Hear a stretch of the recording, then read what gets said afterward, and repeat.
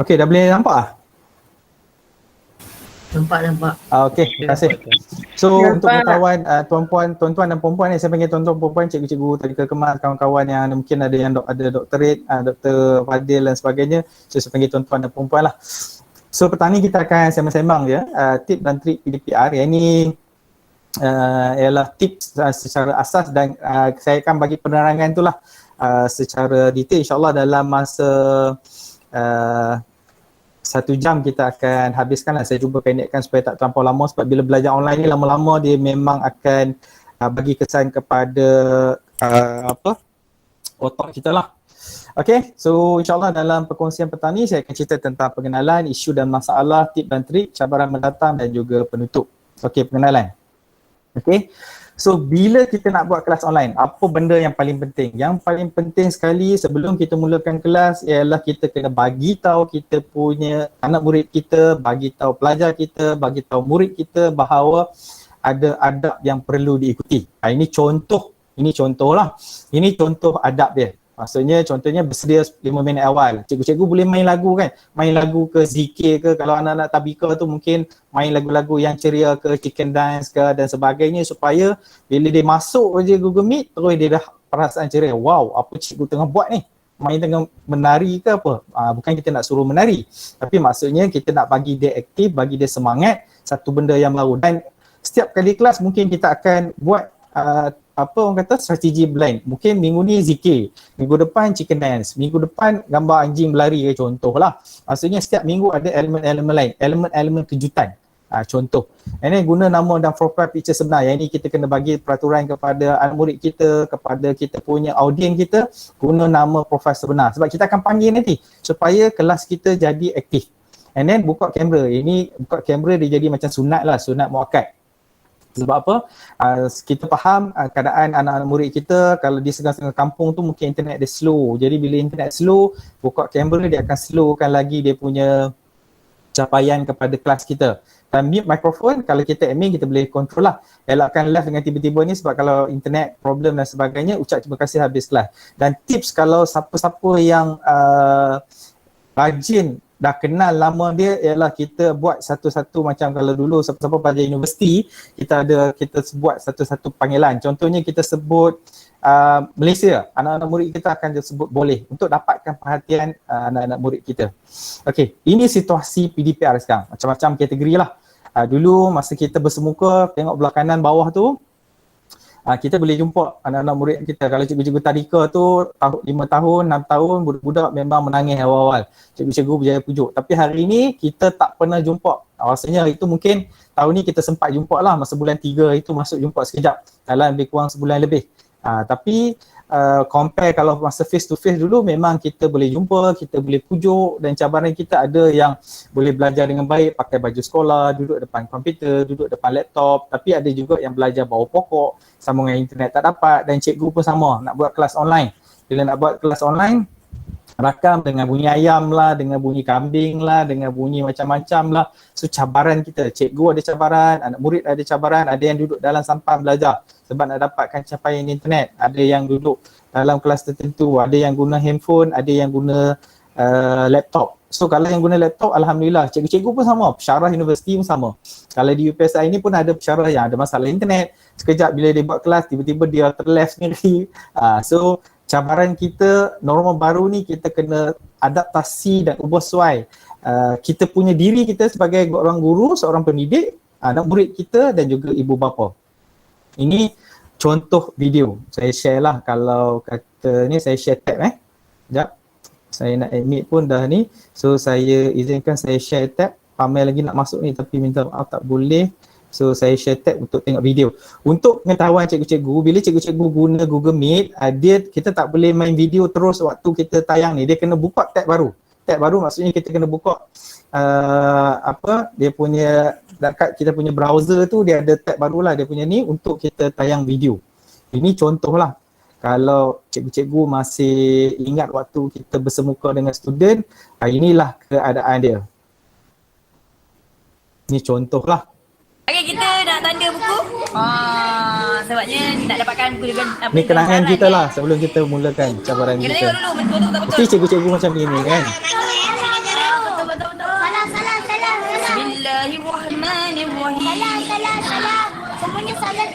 Nak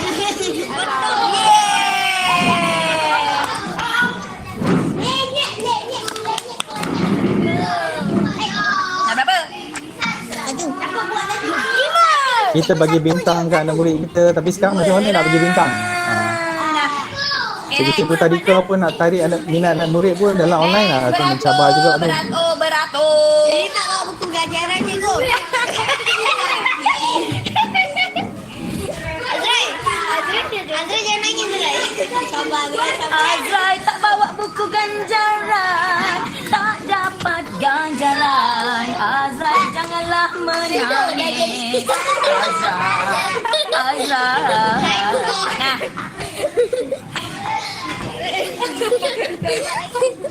Azrai tak bawa buku ganjaran, dia tak dapat ganjaran. Azrai tak dapat ganjaran.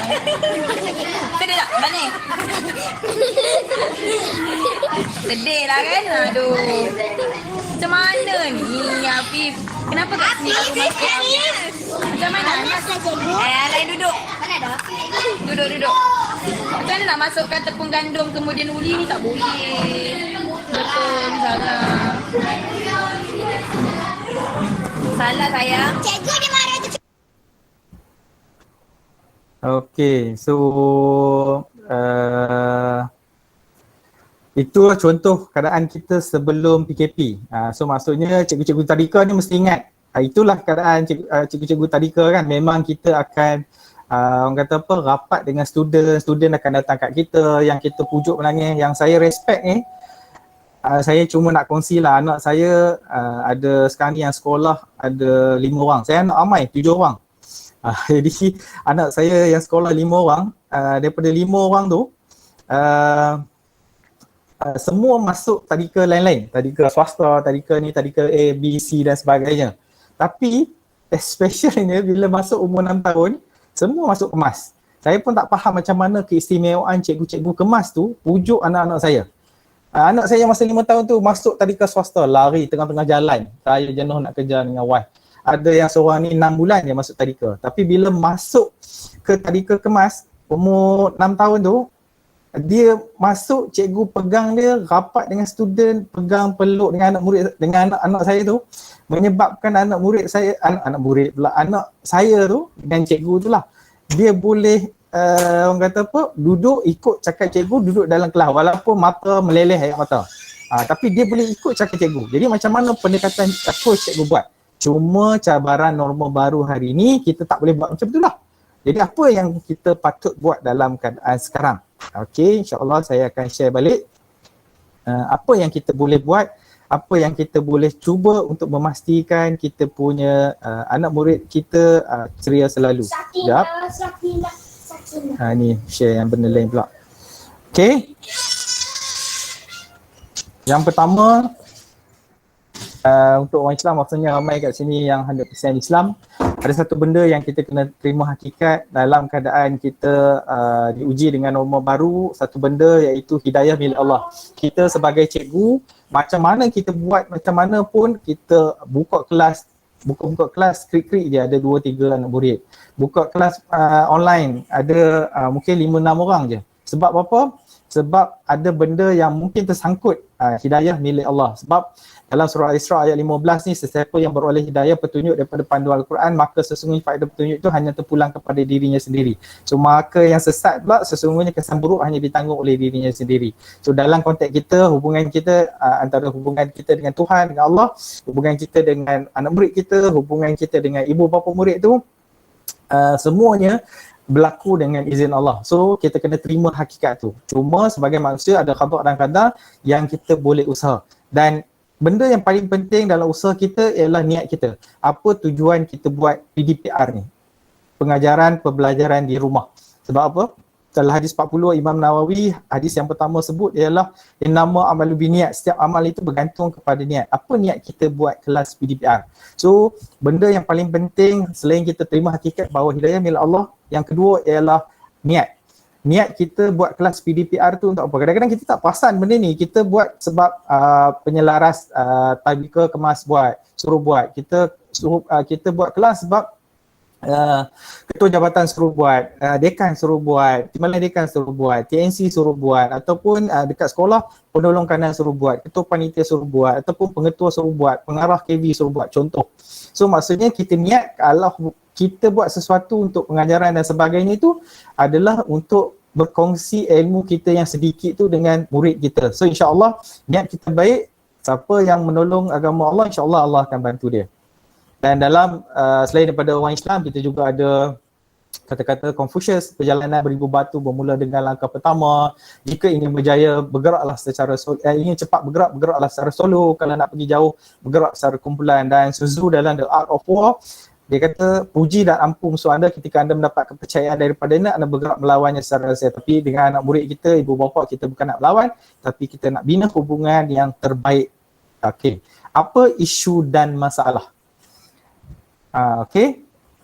So, inilah yang bila saya buat survey ringkas itu sebelum saya nak offer kelas online ni, isu-isu yang dibangkitkan ialah cikgu tunggu tapi pelajar tak masuk kelas online.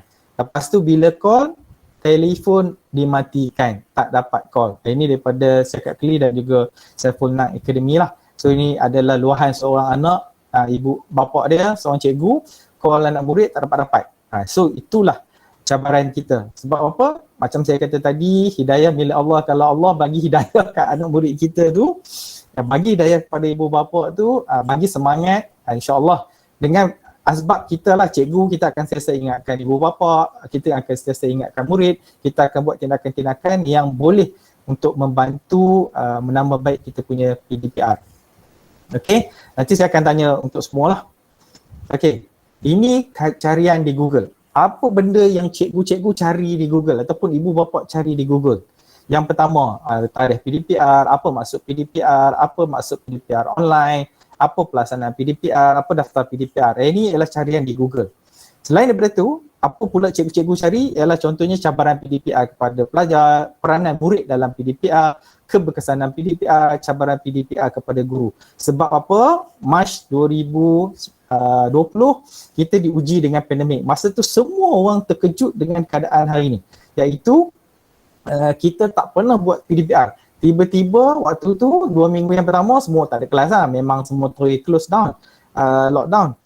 Kemudian dah bila start buat PDPR semua orang keliru. Macam mana nak buat? Barulah kita nak kenal Zoom masa tu, barulah kita nak kenal Google Meet yang kita guna hari ni, barulah kita nak buat ni. Cikgu-cikgu otai lagi lah yang cabaran besar, cikgu-cikgu otai, cikgu-cikgu yang senior, cikgu-cikgu veteran, macam mana nak guna benda ni, nak kena guna komputer balik. Kalau sebelum ni kita boleh buat chalk and talk, tapi hari ni kita terpaksa buat kelas secara dalam talian. Macam sekarang ni lah kita share. Kalau dulu saya duk bagi ceramah, pergi ke Mas Perlis lah, pergi ke sekolah-sekolah ke, pergi ke mana-mana institusi ke, kita share sama-sama. Tapi hari ni kita terpaksa terima hakikat bahawa PDPR kita buat secara dalam talian. Okay, so saya share balik, play balik.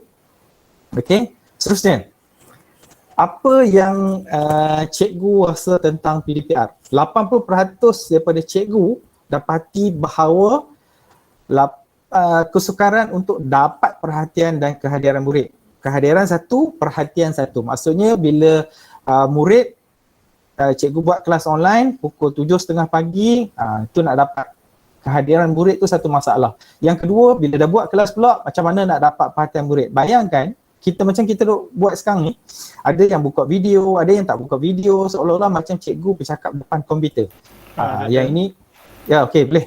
Sebab kami tak nampak slide kan? Tak nampak slide dia tulis ini borang laporan pemeriksaan tesis. Oh, kejap. Saya share ni, sorry, nasib baik bagi tahu. Saya stop sharing balik, mungkin dia lari kot sharing dia. Terima kasih bagi tahu.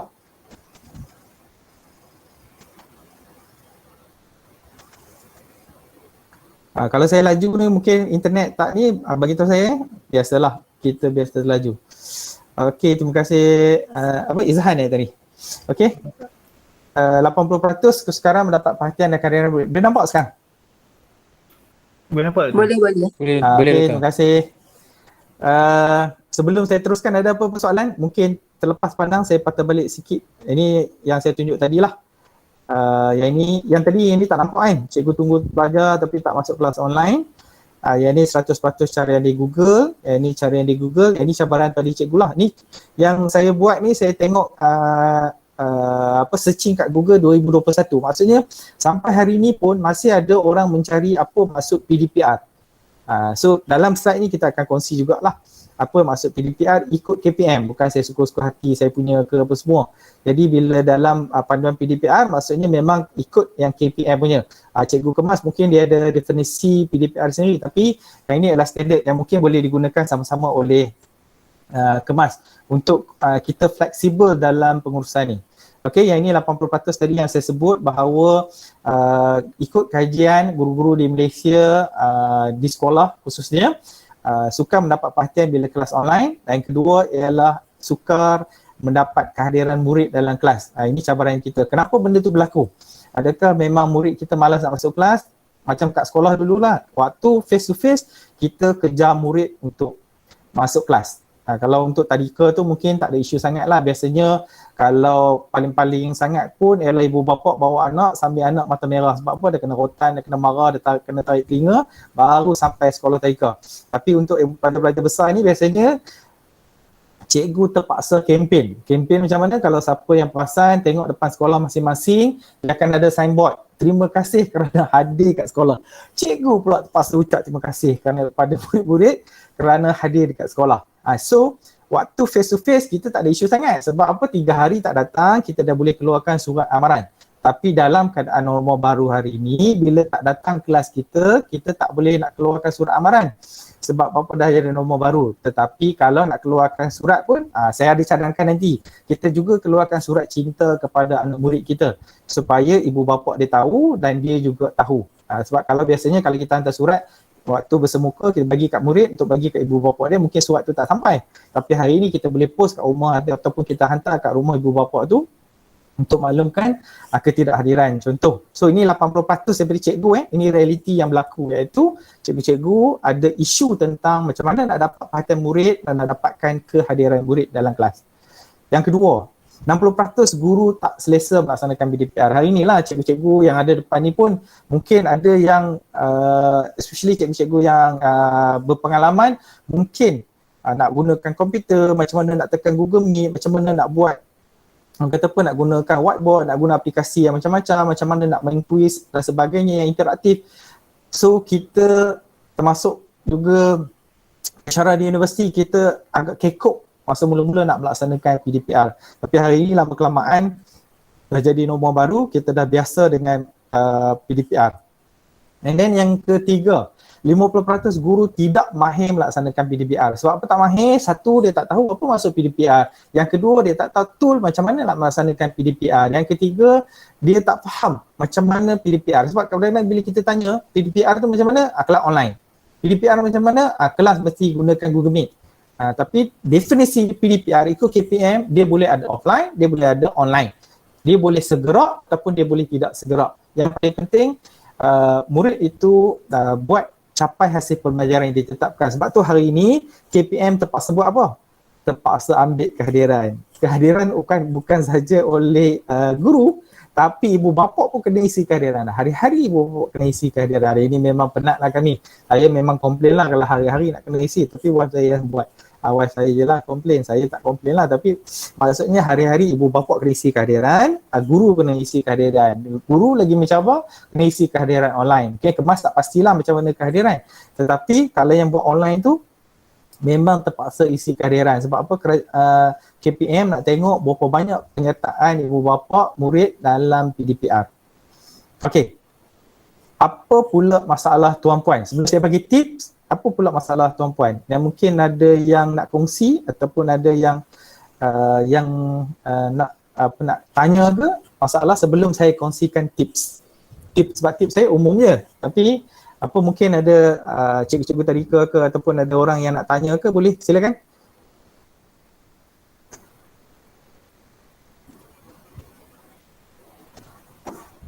Ada yang nak tanya? Boleh angkat tangan? Boleh tanya, boleh buka mic. Okey, Cikgu Asniza nak tanya, silakan. Saya nak berkongsi tadi yang berkata berkenaan dengan kehadiran kemas. Silakan. Macam kami di kemas pun kami akan ambil kehadiran murid juga yang terlibat dengan PDPR. Sebab kami pun terpaksa hantar laporan yang PDPR yang kami lakukan di tadika masing-masing lah.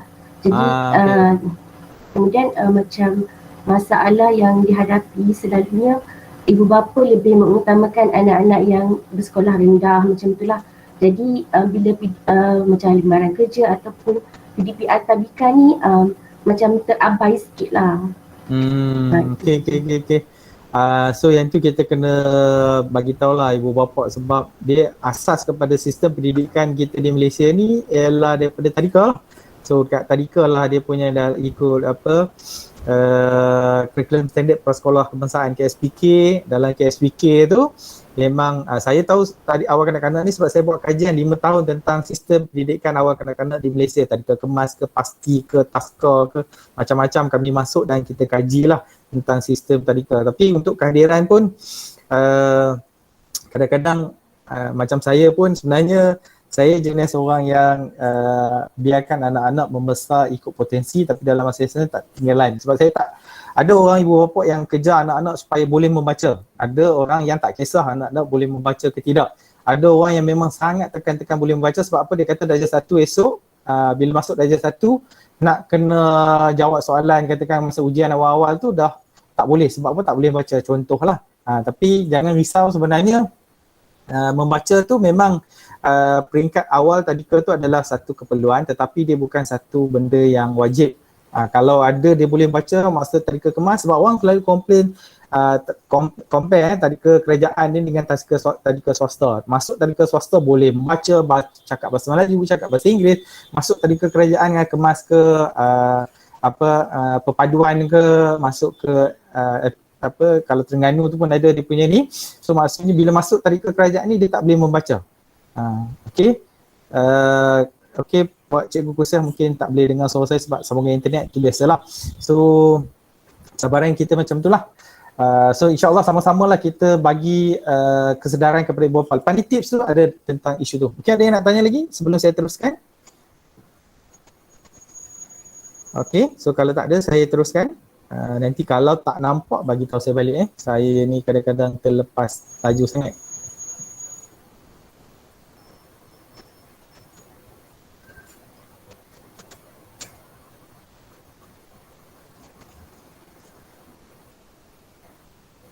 Okay, so tadi dah share tentang tadika. Okay, ini tips dan trik. Tips dan trik ni saya bagi disclaimer awal-awal. Dia ada yang sesuai untuk semua, ada yang tak sesuai untuk semua, ada yang kita boleh ambil sebahagian dan boleh ubah suai sebahagian. Tetapi saya bagi panduan sajalah untuk makluman kepada semua. Yang pertama, yang ni yang saya kata saya nak share tentang bila saya cerita bagi tips dan trik, saya mesti rujuk kepada dasar kementerian. Supaya tip dan trik saya tu tak ke laut.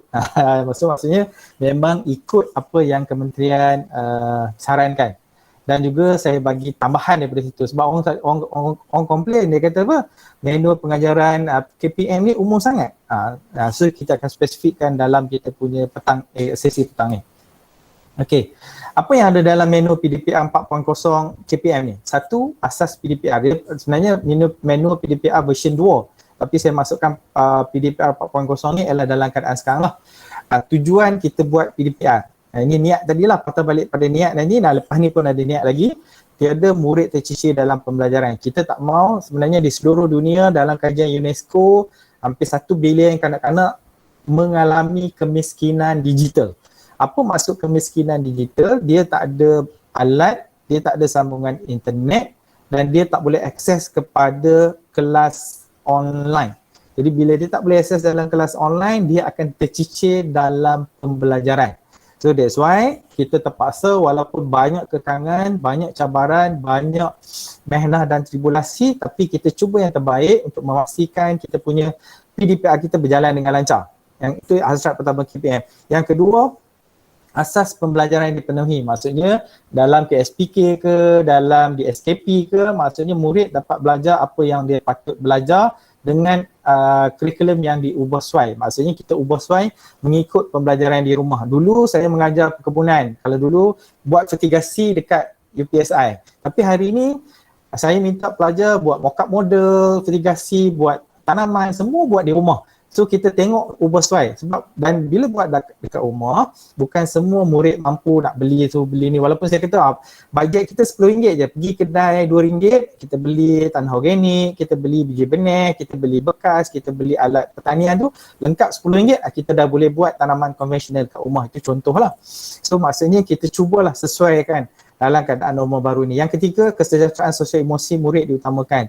Bila PDPR ni cikgu semua yang ada depan saya ni, saya sendiri, kita semua tertekan.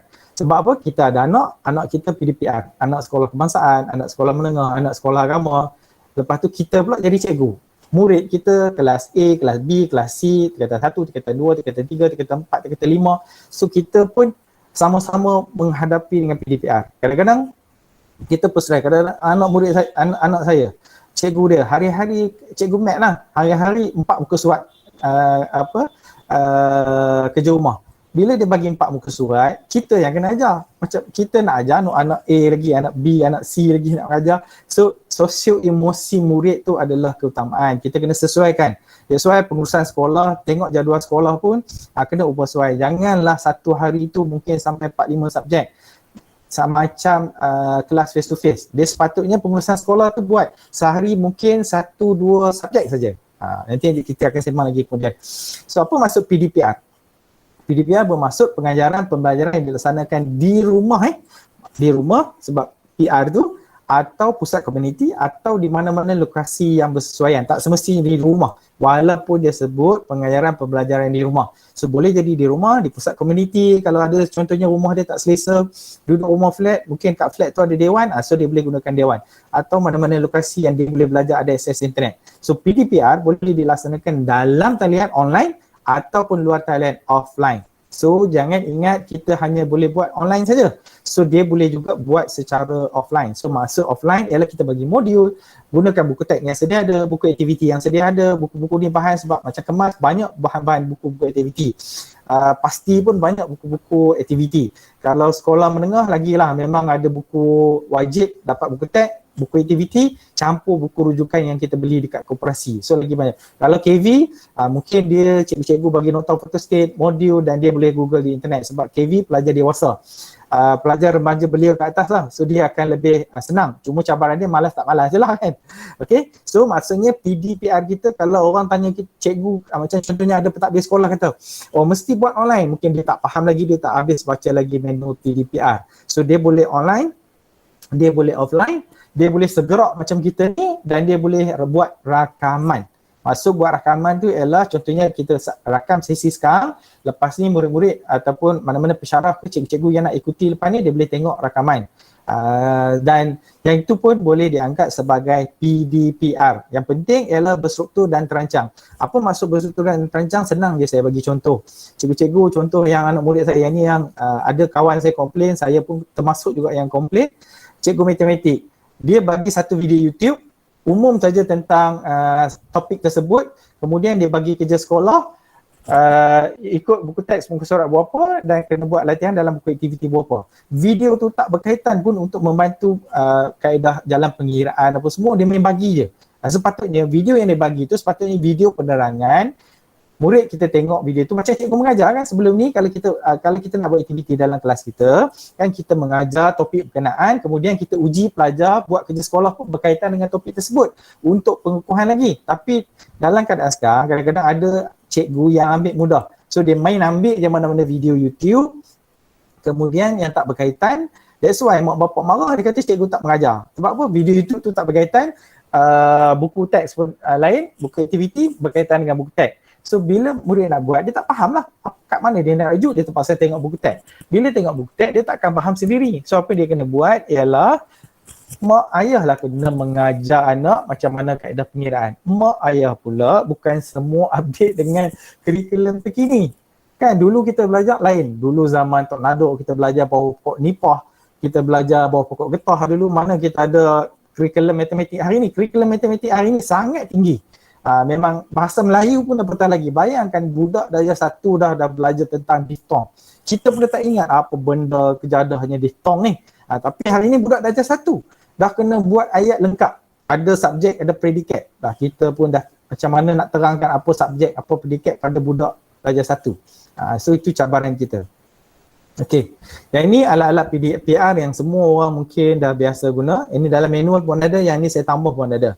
Kalau contohnya manual offline, kita boleh gunakan buku tab, kita boleh gunakan buku aktiviti, ada modul atau manual, ataupun gunakan SMS. Hari ini SMS, dalam keadaan sekarang ni SMS kena boleh berfungsi balik, especially bila ada masalah dengan internet. Ada yang dalam online, ada yang guna Google Classroom, ada yang guna Telegram. Ini banyak cikgu guna Telegram lah. Google Classroom ni bagus untuk sistematik sebab dia Learning Management System, LMS.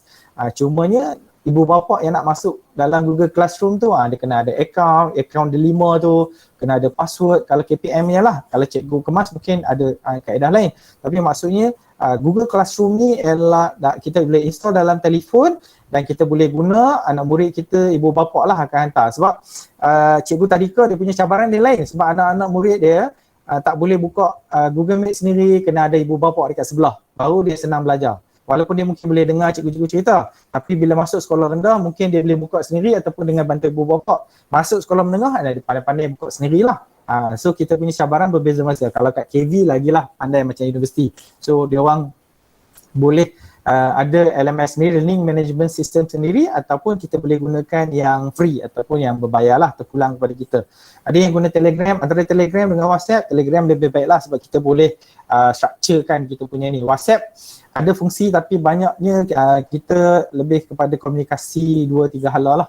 And then boleh guna YouTube dan boleh guna TikTok. Hari ni ramai cikgu masukkan bahan-bahan positif dalam TikTok. Dulu kita tahu TikTok ni negatif, tapi hari ni ramai ustaz-ustazah pun dah masuk dalam TikTok, cikgu-cikgu pun dah masuk dalam TikTok. Cuma bahan yang kita masukkan, cikgu-cikgu tu kena jaga image lah masuk TikTok untuk perkongsian ilmu yang positif je lah. Jangan cikgu pula pergi menari pula dalam tu kan. Okay, yang mencemarkan image cikgu tu sendirilah. So orang selalu masih respect pada cikgu, tapi bila kita buat macam ni, ada cikgu-cikgu baru yang buat macam ni, menyebabkan kadang-kadang orang hilang respect pada cikgu. Contoh yang seterusnya yang segerak macam kita buat sekarang ni lah, iaitu saya dengar cikgu saya cakap, cikgu-cikgu dengar. Cikgu-cikgu mungkin boleh terus tanya saya kalau ada apa sebarang masalah. So kita boleh guna Google Meet. Macam UPSI kita langgan sebahagian je fungsi-fungsi Google Meet. Contohnya boleh rakam, boleh ada whiteboard. Tapi kalau nak berbayar yang lain, masuk business suite dan sebagainya, yang itu kena bayar tambahan lah. UPSI dia langgan Webex. Dalam Webex kita boleh buat group separation. Maksudnya kalau contohnya kita nak bagi tugasan kepada anak murid kita, kita boleh pecahkan dalam group dalam Webex. Online pun kita boleh pecahkan group. Kalau Google Meet boleh, tapi yang berbayar mahal. UPSI tak sanggung yang tu. So kalau kata kita tak boleh nak pecah group macam tu, apa kita buat ialah kita buat beberapa sesi. So beberapa sesi meeting, so nanti dia akan ada satu meeting induk dan kita buka beberapa meeting lain supaya semua orang boleh berbincang dalam grup masing-masing. Kita kena pandai lah. Dulu kita boleh bincang lah sebab kelas sekarang ni kan susun dalam bentuk sebelum pandemik, kita susun kelas tu dalam bentuk PDPC, iaitu kumpulan-kumpulan supaya boleh buat perbincangan. Tapi bila dalam keadaan online, macam mana kita nak galakkan kolaboratif antara murid, ialah kita buat grup. Webex boleh pecah grup. Kalau Google Meet yang berbayar, yang paling mahal tu boleh pecah grup juga. Dan boleh sehingga 250 orang.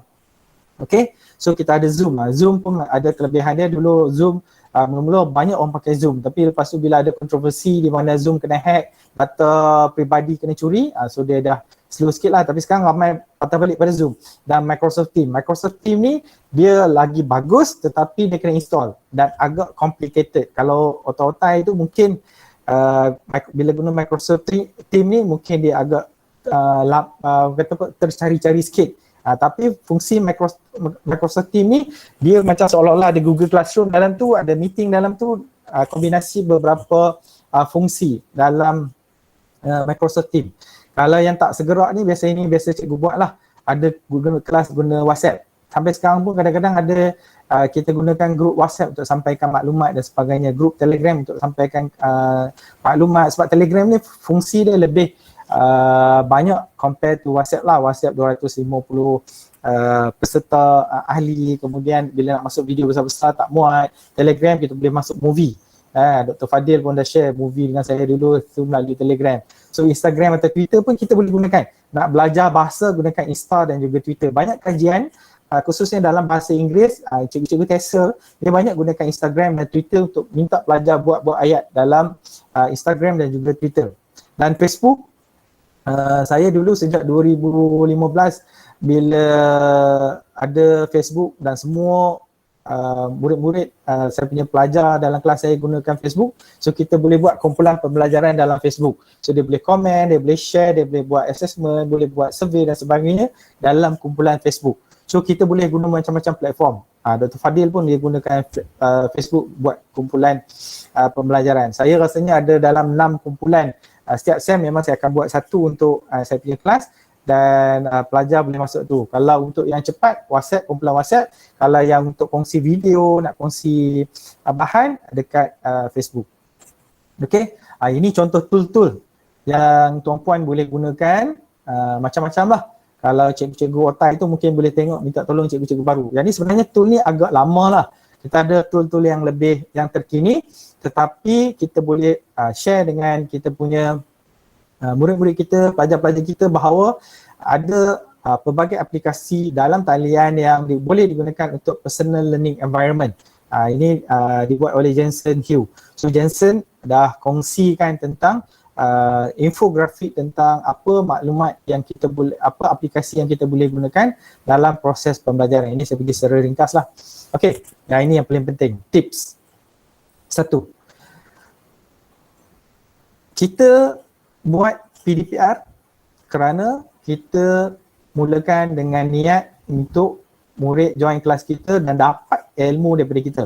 Ramai daripada kita buat sebab atas arahan saja. Maksudnya kita buat sebab macam saya bagi tahu awal-awal tadi, mungkin okey penjelia kawasan suruh buat, kita punya supervisor suruh buat, dekan suruh buat ataupun pengarah suruh buat. So hari ni kita kena start ubah niat kita. Kenapa? Kita buat kelas kita untuk kita kongsi ilmu dengan anak-anak murid kita supaya bila dia dapat manfaat daripada kelas kita, ilmu tu dia boleh gunakan, kita pun akan dapat manfaat balik. Dan dia belajar bukan semata-mata kerana exam tapi kerana nak dapatkan ilmu. So insyaAllah bila kita betulkan niat dan insyaAllah Allah akan bantu murid kita. So benda yang paling penting sekarang ialah kita betulkan niat kita. Patah balik niat kita, tengok niat kita. Adakah niat kita nak show off? Saya selalu kongsi kat Facebook. Dan orang kata mungkin, Dr. Wan ni asyik nak share, nak kongsi, nak tunjuk lah dia buat. Macam lah orang lain tak buat. Memang orang lain buat tapi kita buat sesuatu tu dengan asbab supaya kita berkongsi kebaikan dengan kita punya anak murid kita. Okey, seterusnya. Ini benda yang paling penting. Kalau waktu kita buat kelas bersemuka selalunya yang inilah yang kita buat. Saya masuk tahun pertama bila posting kat sekolah dulu, Sekolah Menengah Kebangsaan Bersih Felida. Tahun pertama saya dah dapat anugerah guru popular. Kerana apa? Sebab kita baik dengan murid. Tapi hari ini kita bukan sahaja kena baik dengan murid, kita kena baik dengan ibu bapa mereka. Sebab apa? Contohnya cikgu-cikgu tadika. Bila dia orang nak, cikgu-cikgu nak buat, perempuan nak buat kelas dalam talian, umur 5 tahun, 6 tahun, ya betul lah anak-anak kita, anak saya 2 tahun, setahun lebih lah, belum sampai 2 tahun, kita bagi iPhone, dia boleh buka dia punya interface depan, kemudian boleh cari YouTube, kemudian boleh pilih kartun-kartun kan, YouTube akan cadangkan kartun-kartun yang ni kan, so dia boleh sentuh ni. Sebab apa? Memang Apple dah design dia punya produk dia mesra pengguna, termasuk kadang-kadang compare to Android. Android dia ada button ni tapi dia kena tekan masuk apps ni, maksudnya masuk ke dalam lagi. Jadi mungkin agak lambat sikit lah compare to Apple. Ini bukan nak puji Apple lah tapi contoh lah.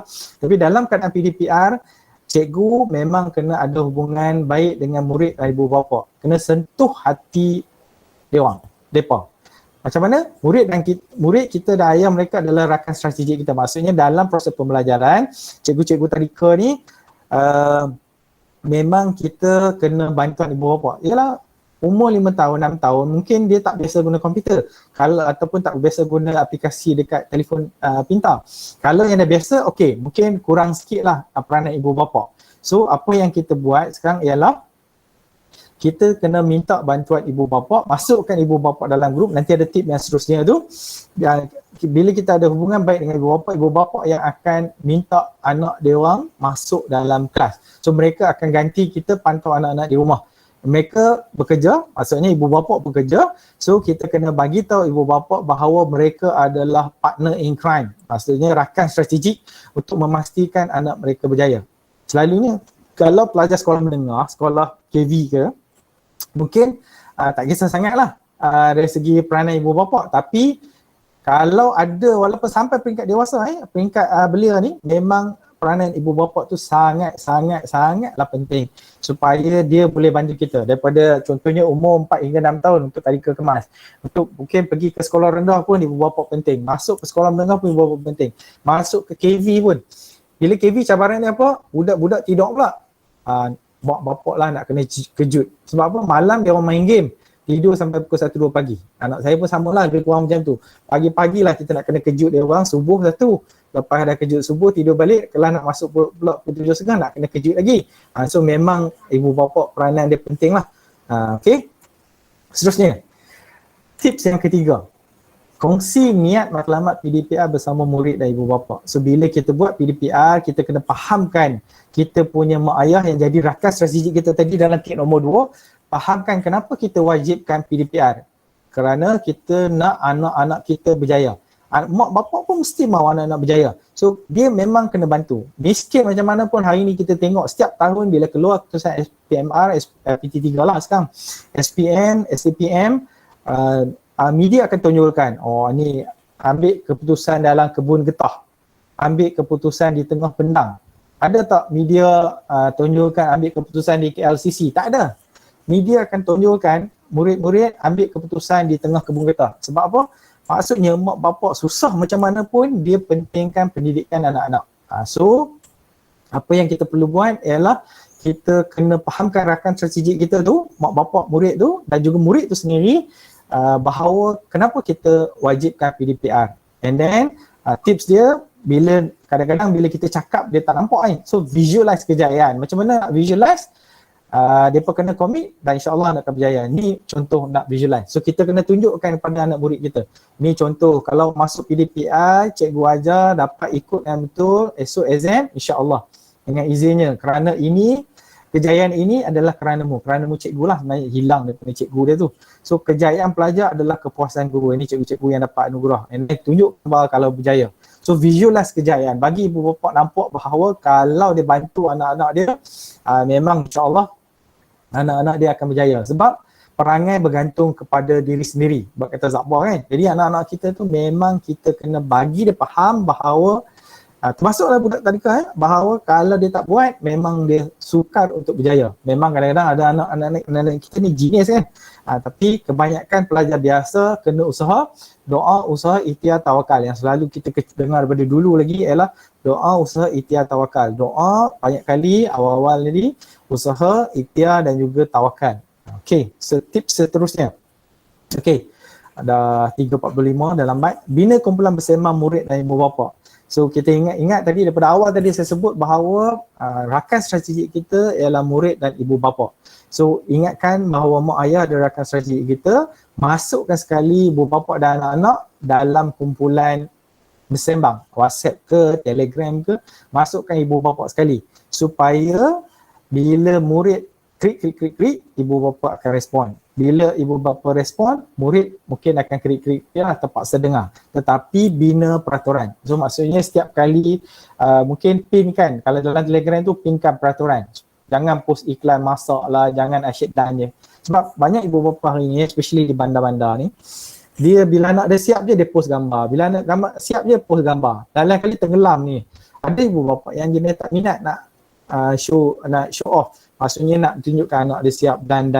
So kita kena kontrol lah benda tu. So kita bina peraturan dalam kumpulan bersembang kita bahawa ibu bapa tidak dibenarkan post. Kalau nak bagi tahu anak dah siap tu, PM tepi contohlah. So kita bina peraturan yang jelas supaya hanya cikgu saja boleh post. So dia tak akan tenggelam dengan mesej-mesej baru. Walaupun kita dah boleh pin, tetapi dia tak akan tenggelam dengan mesin-mesin baru. Especially WhatsApp lah. Bila WhatsApp, cikgu bagi arahan, kemudian masuk pula gambar. Masuk cikgu yang bapa kedua hantar gambar. Murid hantar ni. So dia akan tenggelam. So kalau boleh, bina kumpulan bersembang ada murid dan ibu bapa sekali. Yang ni akan sedikit sebanyak memudahkan kita. So bila kita bagi arahan, bagi tugasan, biar bersistematik. Jangan bagi terlampau banyak lah supaya satu-satu ibu bapa akan dapat maklumat dan kita boleh tengok lah yang dah baca, tak baca dan sebagainya, dan kita boleh PM tepi lah mana-mana yang tak dapat maklumat dan sebagainya. Okey, ada soalan? Kejap ada lagi nak admit ni, mungkin ada yang terkeluar. Saya admit lah siapa-siapa yang mungkin dah terkeluar lah. Okey, ada soalan? Boleh faham Okey, so saya teruskan. Okey, so bina kumpulan bersembang. Tips yang kelima. Yang ini yang memang bila kita tips ni mungkin dia bukan ikut turutan dia boleh jadi ni dulu, boleh jadi ni kemudian. So repo dengan murid, sentuh hati dan jiwa mereka. Sebab yang ni macam saya kata tadi lah, bila kita buat hari-hari, kita buat satu benda yang baru, murid akan ternanya nanti, apa hari ni cikgu nak buat? Hari ni cikgu Suhaimi dia nak buat nyanyi lagu Chicken Dance. Esok cikgu Suhaimi dia nak buat apa lagi? So maksudnya murid akan tertanya-tanya. Cikgu Khairul, muka handsome. Hari ni cikgu Khairul dia nak tunjuk body dia yang ada six pack. Esok cikgu Khairul mungkin dia nak orang kata apa, nak buat apa aksi-aksi lagi. So maksudnya murid hari-hari ternanti dengan apa hari ni cikgu nak buat. So dia akan orang kata apa, bersemangat nak tahu. Hari ni kelas cikgu ni macam ni. Esok kelas ni cikgu ni macam ni, supaya ada benda-benda baru. Tapi kalau hari-hari kita masuk buat benda yang sama aja, so macam mana kita nak buat, kita memang kena rapat dengan murid supaya murid akan sonok. So dia keadaan ni sebenarnya macam kita rapat dengan kawan lah. Pernah tak kita pergi stesen bas satu hari and then kita jumpa, kejap ada orang lagi nak ni. Bila kita pergi stesen bas contohlah kita pergi stesen bas, lepas tu kita jumpa A. Kita jumpa Ahmad lah. Tapi kita tak tahulah nama dia masa tu kan. So kita jumpa dia. So bila kita jumpa dia, baru first time kita jumpa tu, adakah kita akan cerita masalah kewangan kita, masalah family kita dekat dia? Tak ada. Sebab apa? Kita tak kenal dia, baru jumpa kali pertama, takkanlah nak ni kan. Tapi kalau orang yang rapat dengan kita, kawan baik kita, BFF kita, so kita akan cerita macam-macam. Sebab apa? Kita dah letakkan kepercayaan pada dia. Sama juga dengan murid kita, kalau dia dah percaya pada kita, murid kita sebagai pelanggan kita, so kita jangan bagi mereka lari. Jangan bagi mereka lari. So maksudnya, jangan bagi mereka lari ialah kita kena rapat lah. So macam mana nak rapat? So buat kelas, kalau dia tak masuk kelas, tanya khabar. Bila ni mungkin telefon ibu bapa, tanya kenapa tak masuk. Mungkin lepas dah telefon ibu bapa, minta cakap dengan anak-anak, pujuk untuk masuk. So dia macam-macam cabaran lah. Sebab kita kena bagi nampak PDPR ni macam keperluan mereka, wajib masuk. Kalau macam kita nak jual beli barang, kalau kita rasa penting baru kita beli kan. So sama juga dalam PDPR ni. Kalau murid rasa dia penting masuk, dia sonok dengan cikgu, okey dia dah stres kat rumah. Tapi bila masuk PDPR ni, cikgu Zainah akan menyebabkan dia ketawa daripada saat pertama masuk kelas sampailah hujung. Asyik ketawa, asyik gelak je. Sebab apa? Cikgu yang menyeronokkan. So dalam keadaan kita nak jual beli barang, mesti ada rasa penting. Sama macam kalau siapa yang minat makan, macam saya kan. Kadang-kadang kita pergi berpuluh-puluh kilometer. Sebab apa? Nak pergi makan dekat restoran tu saja. Kita akan tahu macam mana supaya kita dapat makan dekat restoran tersebut. Sama juga macam PDPR. Kalau dia orang minat dah dengan kita, minat dengan kelas kita, dah seronok dengan kelas kita, macam mana pun dia orang akan cari kelas kita. Sampai kadang-kadang termimpi Cikgu Suhaimi. Sebab apa?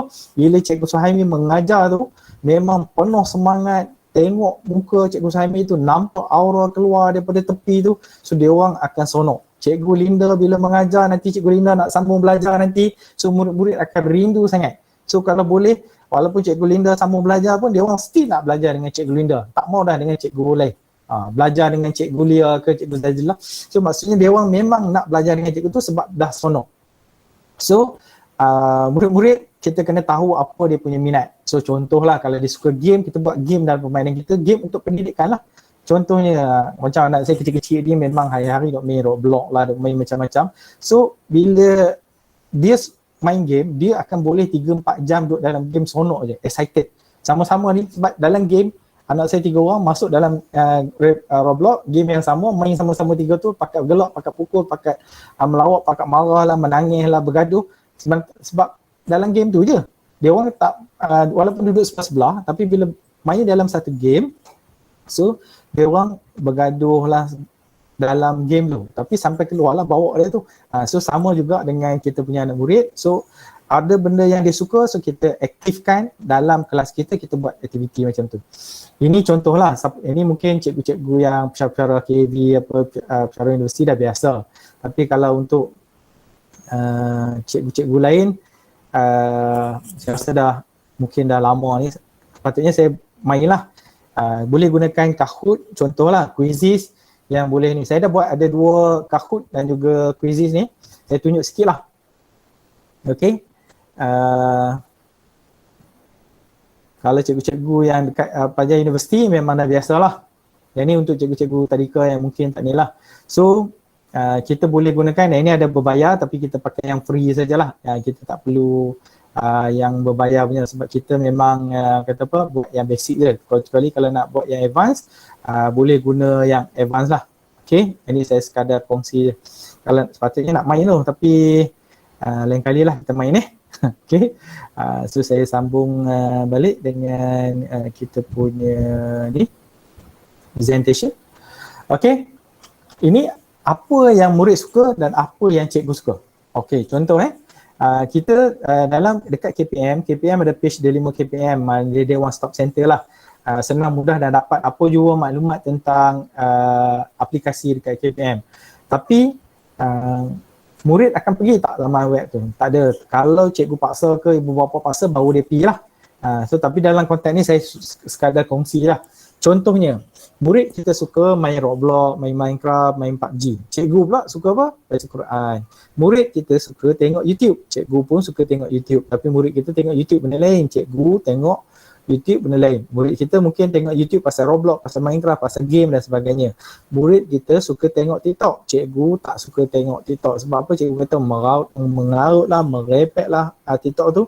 Tapi cikgu suka baca Facebook. Sebab apa? Facebook ni macam untuk orang tua-tua lah. Tapi hari ni Facebook ramai juga orang muda lah. Cuma sekarang ni generasi muda dah masuk kepada Twitter dan Instagram. Dan murid yang muda-muda ni sekarang masuk ke Twitter dan Instagram. Tapi cikgu still baca berita online, baca kat WhatsApp, gosip-gosip pasal apa, berita-berita orang share macam-macam dekat kumpulan WhatsApp ni. Dunia nak kiamat lah, Dajjal dah muncul lah, Israel koyak lah dan macam-macam. So kita nampak perbezaan apa yang murid suka, apa yang cikgu suka. So macam mana kita nak meshkan antara semua. So contohnya murid suka main game. So dalam kelas kita buat game. Game pendidikan lah, main. Contohnya paling kurang ni kita buat quiz lah. Buat main music dalam kelas kita. Kelas online. So kita boleh mainkan music and then pelajar akan ni. Dan kita boleh gunakan banyak aplikasi online, chat ke, Chatterpie, kemudian ada macam Mojoteria dulu kan, dia akan ada pusingan, kemudian berapa ringgit, RM200 ke RM1,000, tapi kali ni kita tukar nama anak murid kita dan dia boleh kata apa, terpilih nama dia untuk jawab quiz. So kita kena meshkan antara apa yang murid suka dan apa yang guru suka. Okey, yang ni repo dengan ibu bapa. Kalau waktu kelas bersemuka dulu, kita selalu kata apa, cikgu ni ibarat ibu bapa kedua anak murid. Tapi sekarang dah terbalik. Bila kelas online, PDPR, ibu bapa tu lah sekarang jadi cikgu kedua di rumah. So, kita memang kena rapat juga dengan ibu bapa, kena kenal dengan ibu bapa. Paling-paling kurang pun mungkin ibu sajalah yang masuk ke dalam kelas kita. Tapi ada setengah, saya macam anak saya form 2, saya masuk dalam semua kelas dia. Jadi, saya akan ni lah, kalau anak saya tak masuk kelas, cikgu akan call saya. So, maksudnya ibu bapa sekarang dah jadi facilitator kat rumah. Dulu PDPC kita facilitator, tapi hari ni ibu bapa jadi facilitator kat rumah mengajar. Ibu bapa akan jadi lebih garang daripada cikgu. Cikgu dah garang kan dulu kan, tapi hari ni ibu bapa dah jadi lebih garang. Tambah pula ibu bapa tu cikgu jadi 3 kali garang. Maksudnya dia dah stres dengan dia punya anak murid dalam kelas, lepas tu dia stres pula dengan anak-anak, dia jadi 3 kali garang. So petang-petang keluar ambil angin, orang kata apa, tengok pemandangan supaya kurangkan stres kita. Kalau tidak hari-hari memang masalah lah. Okay, so kehadiran murid. So kehadiran murid bila dia masuk dalam kelas kita, dia ada banyak sebab. Ada yang memang minat nak belajar. Macam saya masuk dalam kumpulan WhatsApp kumpulan Telegram anak-anak saya. Ada murid yang memang awal-awal pagi tu dia dah masuk. Cikgu akan suruh dia, panggil kawan-kawan, masuk.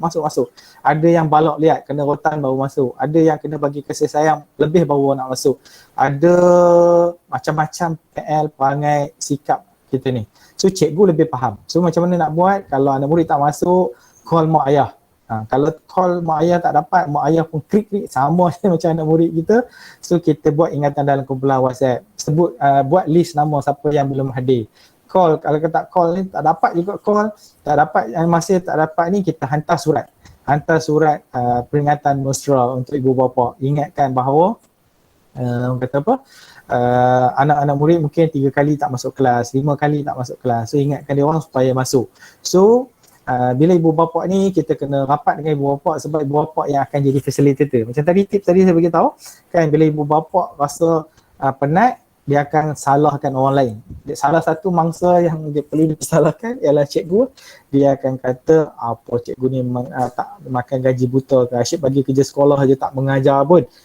Sedangkan cikgu mungkin faham budak anak murid dia mungkin tak ada device, tak ada internet, jadi mungkin dia tak buat kelas macam tu, dia hanya buat kelas offline, dia bagi bahan dalam WhatsApp. Tapi kena ingat, proses pengajaran tu mesti berlaku. Kita bukan hanya sekadar bagi kerja, tetapi kita kena mengajar supaya pelajar faham macam mana nak buat.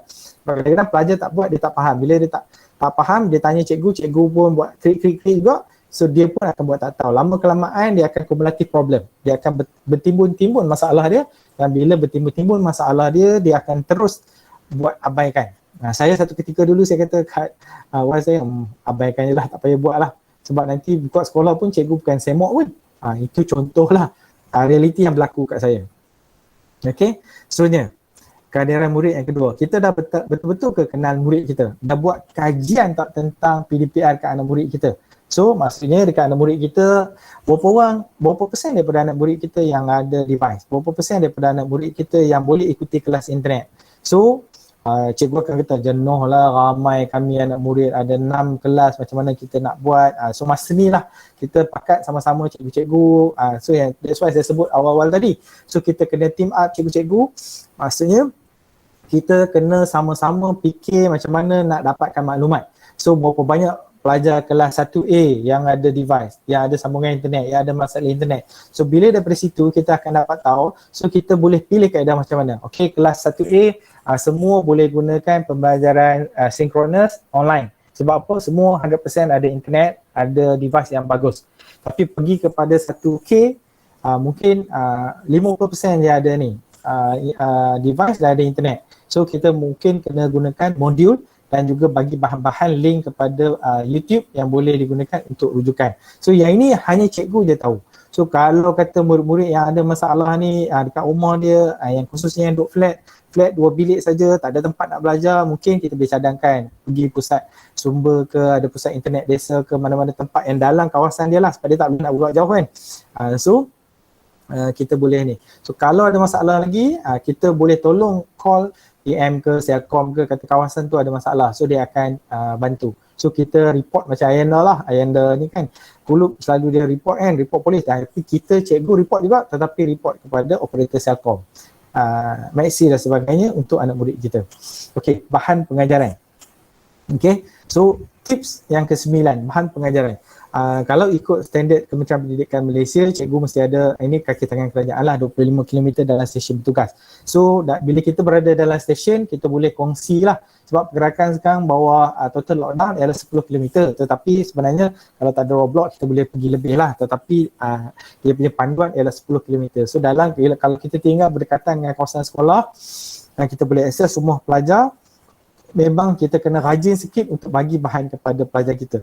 Buat tak buat itu adalah nombor 2. Tetapi bila kita bagi bahan, kita akan follow up dalam grup, dalam kumpulan WhatsApp, dalam Telegram, bahawa dia dah buat ke belum, kita check, kita semak, buat sama-sama, and then gunakan macam Google Meet tadi, ada whiteboard, kita semak sama-sama. Sebab pelajar murid dia akan rasa macam tadi lah saya bagi tahu, ibu bapa pun akan rasa macam tu. Buat apa kita buat? kalau cikgu tak semok pun. Jadi baik tak payah buat. Contohlah macam tu kan. So kita kena tunjukkan dekat anak murid kita kesungguhan kita untuk kita semok tugasan kita. Baru dia akan rasa semangat buat. Okey, buat. Kemudian cikgu semok. Kemudian cikgu bagi pula 5 bintang untuk cikgu Sahimi. Contohlah. So dia akan rasa lebih semangat untuk buat. So lepas ni dia nak bintang lagi. Itu sekolah rendah lah. Sekolah menengah dia tak layan bintang ni. Mungkin cikgu boleh bagi hadiah. Okey, siapa yang siap macam ni, cikgu belanja 25/6 ni, kita ada buat jualan dekat Shopee, cikgu akan belanja RM10. So semua orang boleh beli barang-barang apa yang nak, so cikgu akan sponsor. Contohlah, tu kalau ni lah. Dan sebenarnya Google Meet, kalau tuan-puan perasan, kalau siapa yang ada masalah internet, dia boleh guna panggilan telefon. Cuma Google Meet yang biasa ni, panggilan telefon dia guna US. Tapi kita boleh macam call biasa, kita tekan nombor telefon tu, kita akan boleh dengar apa cikgu cakap.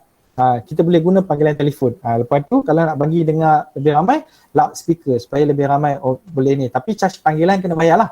Itu beza dia. Boleh guna ni. Instead kita gunakan panggilan video macam sekarang, kita boleh gunakan macam panggilan telefon biasa, SMS biasa. Okey, seterusnya tip ke-10, bahan pengajaran. So dalam keadaan sekarang kita ada teknologi, pedagogi, kandungan, pengetahuan, kita kena gabung macam-macam. So dalam keadaan pandemik COVID-19 ni, Chalk and Talk mungkin boleh jadi lebih berkesan compare pembelajaran abad ke-21. Kalau sebelum ni kita dah sebut pembelajaran abad ke-21, tapi kalau kita gunakan teknologi, kalau sepatah haram pun murid tak faham, buat apa? So mungkin kita kombinasikan PAK abad ke-21, Chalk and Talk, kita sesuaikan supaya murid kita seronok dengan kelas yang aktif. So PDPR ni kita boleh gabung jadi semua kaedah. Penat, memang penat sebab nak prepare, tapi rasa nak teriak bila anak murid kita berjaya jadi orang. Maksudnya jadi manusia, hasil kita. Mungkin kita tak nampak esok, kita tak nampak hari ni, tapi tahun depan dan sebagainya anak murid kita berjaya, hasil daripada usaha kita yang kita buat macam-macam untuk anak murid kita. Hantar modul, buat modul, kemudian kita hantar ke setiap rumah, jumpa setiap anak murid, jumpa setiap ibu bapa untuk kita share dengan bahan dia. Okey. Tips tambahan. Yang ini satu benda yang manusia dalam keadaan sekarang stres, duduk di rumah, tak boleh pergi mana-mana, adalah konsep ganjaran dan dendaan. Ini saya copy gambar daripada IPG, iaitu teori pembelajaran behaviorisme. Tapi saya tak mau cerita pasal teori itulah. Tapi maksudnya kita sebagai guru, sebagai pensyarah, sebagai seorang bakal guru, kita kena sentiasa puji murid dan bagi respon yang positif. Kena dekat dengan hati murid. Kita kena faham apa masalah, isu dan masalah murid kita. So bila kita cuba faham, respon semakin baik, murid akan makin dekat dengan kita. Ini cabaran lah. Bukan senang benda ni. Saya dulu bila mengajar di sekolah, satu Malaysia ada ramai Chinese, India, pelajar asing, Melayu dan sebagainya. So bila ada seorang murid ada masalah, macam-macam lah kita dengar cikgu ni cerita ni, cikgu ni cerita ni. Apa yang kita buat ialah kita pergi rumah murid tu dan kita cuba memahami, jumpa ibu bapa dia, tanya dia, tengok umur ni. Sebenarnya masalah dia ialah rumah dia sempit, tak ada tempat nak belajar.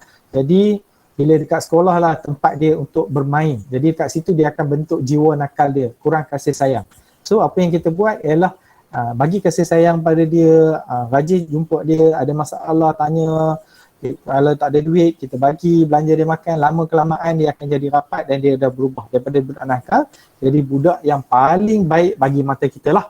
And then hantar dia atau ganjaran kat rumah, post atau hantar sendiri, bagi mesej, surat kasih sayang, siasa ingatkan. Kadang-kadang mungkin mak bapak benci dengan cikgu lah, share call, message dan sebagainya, tetapi itu satu cara yang mungkin kita kena susun lah untuk kita kontak dengan ibu bapa. Sebab ingat yang awal-awal tadi saya beritahu bahawa ibu bapa ialah rakan strategik kita untuk peringkat sekolah rendah, tadika sampailah sekolah menengah. Bila masuk universiti, kami pun sama juga yang nak jadi cikgu kadang-kadang kita terpaksa pergi rumah.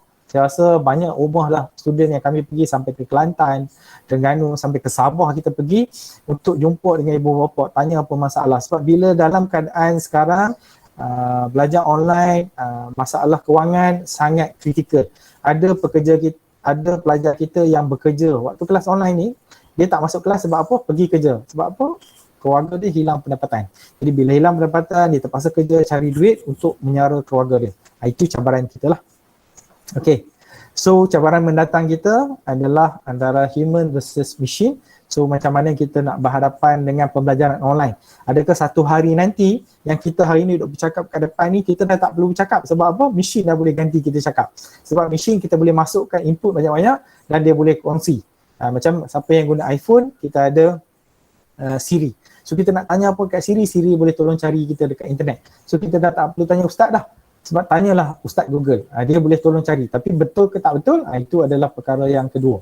So that's why untuk memastikan kerelevanan kita sebagai seorang guru, guru baru ke, guru baru nak jadi ke, guru baru nak posting ke, guru tengah bergelut nak posting ataupun guru-guru yang dah lama mengajar. So cabaran kita ialah macam mana kita nak pastikan diri kita relevan kepada anak murid. Hari ini murid-murid pandai, kadang-kadang dia tak berterima kasih pada cikgu lah. Dia berterima kasih pada cikgu tuition dia. Kenapa? Dia berjaya sebab cikgu tuition dia. Okay, seterusnya penutup. 200% kejayaan PDPR hari ini dah lebih 5 minit sorry, pukul 4 patutnya plan habis. Kejayaan PDPR hari ini adalah kerjasama semua pihak. So kita ada guru, kita ada murid, kita ada ibu bapa. So semua orang kena main peranan. So kita usaha lagi boleh untuk memastikan murid-murid kita tak tercicir. So lepas ni mungkin saya akan ada sesi-sesi seterusnya. Mungkin boleh ikuti saya punya FB Rizal Cik Ros dan boleh dapatkan maklumat yang lanjut. Okey, saya berhenti setakat ini dan saya open kalau mungkin ada soalan lah. Mungkin ada yang dah tercicir ni, dah tinggal 95 orang. Okey, mungkin kalau ada soalan, itu tip ringkas lah. Tip kemudian lepas ni kita akan share tentang Cikgu Umi Kasum ni. Silakan Cikgu Umi. Bismillahirrahmanirrahim. Assalamualaikum Cik Zuan. Mungkin yang pertama saya mewakili cikgu-cikgu Tabika Kemas mengucapkan ribuan terima kasih kepada Cik Rizwan kerana mula-mula seindaksi Cik Rizwan telah memberi reward kepada kami iaitu anda Cik Rizwan pergi ke Tabika Kemas rasa lebih suka. Jadi kami rasa seronoklah bila permulaan dengan reward yang Cik Rizwan bagi kepada kami. Okey, mungkin saya pendapat ataupun memohon sedikit motivasi dari Cik Zuan.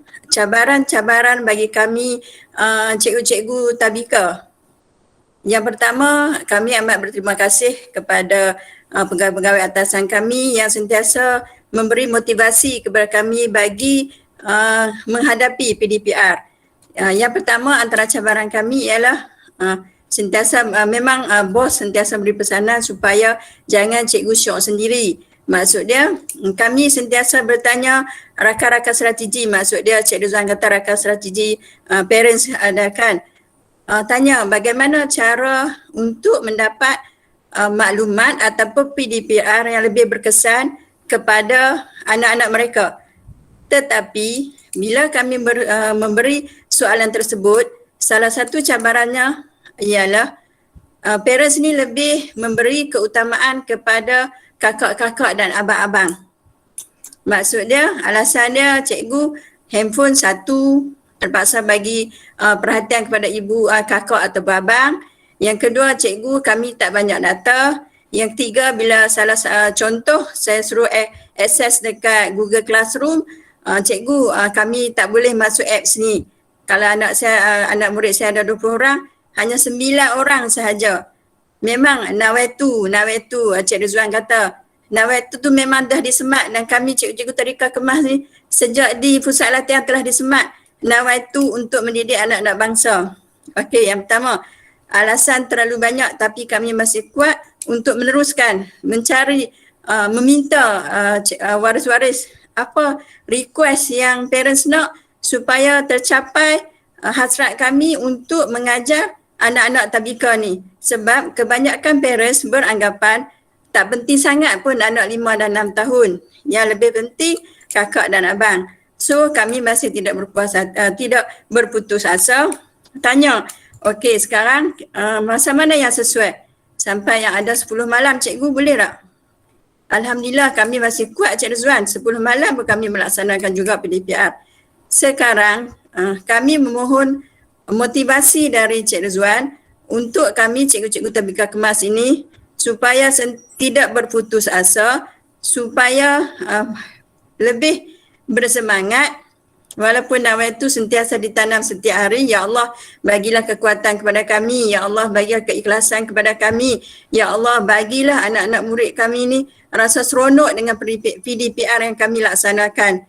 Dan kami sentiasa memohon supaya kami ni diberi kepercayaan oleh parents untuk kami melaksanakan PDPR ini dan tercapai objektif kemas yang sentiasa kami war-warkan siapa sebenarnya cikgu-cikgu Tabika Kemas. Dan saya mohon maaf jika segala soalan ataupun apa yang saya war-warkan atau apa saya sampaikan ini adalah satu yang rasa agak sukar ataupun agak lemah, tapi sebenarnya kami bukan di kalangan guru-guru yang lemah dan kami akan terus berjuang demi untuk anak-anak bangsa dan agama kami dan demi untuk jabatan kami Kemas Pulau Pinang dan seterusnya membanggakan bos-bos kami di Jabatan Kemas. Okey, terima kasih.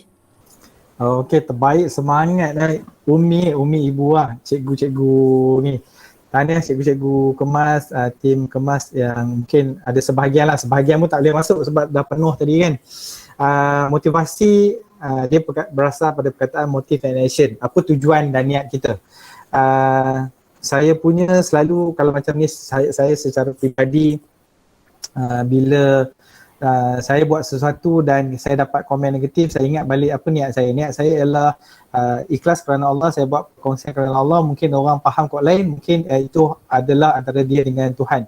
Dan bila saya diuji, ujian tu saya anggap ia sebahagian daripada, orang kata apa, Allah bagi orang tu datang kepada aku untuk menguji aku supaya aku jadi lebih kuat. Maksudnya kita melihat sesuatu benda daripada sudut yang positif. Yang ini memang mana-mana kita akan hadapi cabaran. So untuk ibu bapa, kadang-kadang untuk pengetahuan cikgu-cikgu sekalian, bila ibu bapa ada masalah macam tu yang saya kata tadi, maksudnya kita buat analisis keperluan. Bila ada ibu bapa yang tak mampu, contohnya ada satu je telefon kan, lepas tu anak sekolah menengah nak masuk Google Meet, anak sekolah rendah nak masuk, anak tadika nak masuk, dia bagi keutamaan kepada anak-anak sekolah menengah. So apa yang kita boleh buat, macam saya bagi tahu tadi, PDPR ni dia boleh jadi online, dia boleh jadi offline. So mungkin cikgu-cikgu tadika tu mungkin boleh bagi dalam bentuk modul bercetak. Kan tadika banyak modul. Anak saya Kemas tu rasanya memang segali cikgu tadika Kemas ni lah. So dia bagi punya banyak bahan supaya boleh buat kat rumah. So dia akan pantau melalui WhatsApp. Tu hari ni dah buat buku apa, buku surat berapa. Sebab kadang-kadang itulah saya kata kita kena cuba juga faham ibu bapa yang mungkin tak mampu. Kalau yang mampu mungkin dia boleh bagi anak dia seorang satu telefon ke, seorang satu laptop. So sebagai cikgu mungkin bila kita faham bahawa ada ibu bapa yang macam tu, kita boleh buat bagi modul manual dan kita pantau melalui WhatsApp. Mungkin cikgu nanti ibu bapa dia boleh ambil gambar, okey anak dia yang macam saya kata tadilah, dot dan tu ialah ibu bapa akan ambil gambar, dia masuk dalam grup WhatsApp, anak dia dah siap, contohlah. So maksudnya mungkin kita boleh minta ibu bapa yang tak ada device tu, kita akan bagi modul dan bahan-bahan ni, dan mungkin kita bila dia nak mengajar ke nak buat aktiviti tu mungkin kita boleh buat secara rakaman lah. Kalau waktu contohnya lepas abang dia sekolah menengah guna ataupun abang dia sekolah rendah guna, so mungkin anak yang tadika tu dia boleh tengok balik, dia boleh tengok video tu ataupun dia boleh tengok rakaman tu dan dia buat aktiviti tu. Contoh tadika kan buat macam-macam aktiviti, ambil daun, tekap kat warna, lekat kat kertas lukisan, lepas tu ambil kentang, lepas cok dan sebagainya kan. Itu aktiviti tu mungkin kita tak buat secara online macam ni, dia akan buat lambat sikit, cuma dia akan kena buat juga supaya kita nampak kemenjadian dan evident anak-anak tadika buat benda tu. Untuk dapatkan kemahiran. Sebab tugas kita dalam KSPK ialah mengembangkan motor skill dia kan. Motor skill dia macam-macam. Dia nak kena belajar pegang pen, menulis, mengira, membaca, jawi, Arab, semua ada. So bila kita nak buat macam tu, memang kita kata apa, kita kena buat secara offline lah. Bila ada cabaran macam tu lah, yang cabaran yang Cikgu Umi sebut tu, bila masalah device. Tapi yang sebenarnya lebih besar cabaran bagi kita ialah nak memastikan dia ibu bapa tu tak ketinggalan bersama anak-anak untuk menyertai kita punya aktiviti. So bila cikgu-cikgu bagi aktiviti, bagi offline dan disokong online melalui WhatsApp ke Telegram. So maksud strategi kita macam itulah. kita boleh kombinasikan di antara online dan juga offline untuk memastikan anak-anak kita boleh ikut pembelajaran. Tapi benda yang paling besar motivasi bagi kita sebagai cikgu lah. Sampai sekarang pun saya walaupun bicara di universiti pun masih cikgu juga. Kita punya motivasi yang paling besar ialah niat kita ialah untuk menyampaikan ilmu. Dan bila murid dapat apa yang kita sampaikan, murid berjaya, walaupun dia tak ucap tahniah ke, tak ucap terima kasih kat kita pun, tapi bila kita tengok dia berjaya, benda tu adalah satu nikmat yang paling besar. Macam saya, cikgu tadika saya, umur saya sebelah tadika di kampung di Juru, di Penang. Umur saya sebelah tadika kemas. Sampai sekarang saya jumpa cikgu saya lagi. So bila balik jumpa cikgu, cikgu tu akan ingat ni budak nakal. Saya kadang malu dengan cikgu kan, masa kecil-kecil kan kita budak nakal kan. Tapi kita akan ingat cikgu tu atas jasa dia. So sama juga dengan Cikgu Umi dan cikgu-cikgu lain, mungkin kadang-kadang kita tak akan dapat penghargaan daripada anak murid, kita tak dapat penghargaan daripada manusia, tetapi kita ingat penghargaan daripada Allah tu yang lebih besar daripada kita, yang menjadikan motivasi kita. Sebab bila kita buat sesuatu ikhlas kerana Allah, penghargaan lain tu akan datang. Bos kita akan puji kita walaupun kita tak minta pun pujian. Kita tak boleh pun, tetapi Allah sampaikan hidayah yang saya sebut tadi, hidayah milik Allah, maksudnya bos kita akan puji kita, ketua jabatan kita akan puji kita, penyelia kawasan akan puji kita sebab atas usaha yang kita buat berterusan. Dia benda kadang-kadang mungkin kadang-kadang orang pandang negatif, tetapi kita faham apa motif dan tujuan kita jadi cikgu dan kita buat PDPR ni. Tujuan dia supaya murid tak ketinggalan, murid dapat ilmu dan kita cuba usaha yang terbaik. Kadang-kadang kata-kata negatif, cikgu tak mengajar tu biasa, anggap itulah ada sebagai ujian kepada kita untuk jadi ni. Dan saya rasa ibu-ibu, cikgu tadika kemas ni lebih arif lah dalam bab ni kan, dah berpuluh-puluh tahun bergelumang dengan ibu bapa yang macam-macam kan. So insyaAllah dengan niat ikhlas kita, dengan usaha kita, insyaAllah PDPR kita akan lebih semangat. Dan yang paling saya rasa untuk cikgu-cikgu yang lama ni, benda yang paling seronok bagi kita ialah bila tengok anak-anak murid kita yang dah besar panggil kita cikgu, dah berjaya jadi doktor, dah berjaya jadi lawyer kan, balik jumpa kita kat kampung, panggil kita jadi cikgu lagi, panggil kita cikgu. Jadi benda tu kita seronok sebab kawan saya ada ramai yang jadi cikgu tadika kemas, ada yang jadi macam pegawai kemas. So keadaan macam tu yang kita rasa seronok lah. Macam saya walaupun di universiti, saya masih ada anak-anak murid saya yang sekolah menengah yang panggil saya cikgu, yang ada tarakan di FB. Okay, so rasa panjang lah jawab untuk Cikgu Umi tu. Mungkin ada soalan-soalan lain kita pendek. Ada lagi yang mungkin nak tanya? Saya nak bertanya boleh? Ada lagi? Sila. Okey. Saya Atika, pelajar semester 7 daripada UPSI. Okay, saya nak tanya doktor. Macam doktor bagi tahu tadi yang tips ni mungkin tak diperlukan untuk semua stage pengajaran PDPR. Okey, jadi macam saya kan akan mengajar sekolah menengah. So saya akan LM bulan 7 ni. Jadi saya tak tahu lagi environment PDPR sebenar di sekolah, apa yang berlaku sebenar ni. So saya nak tanya tentang tips nombor 4 berkenaan tentang memasukkan mak ayah ke dalam Telegram ataupun grup WhatsApp dengan cikgu dan student.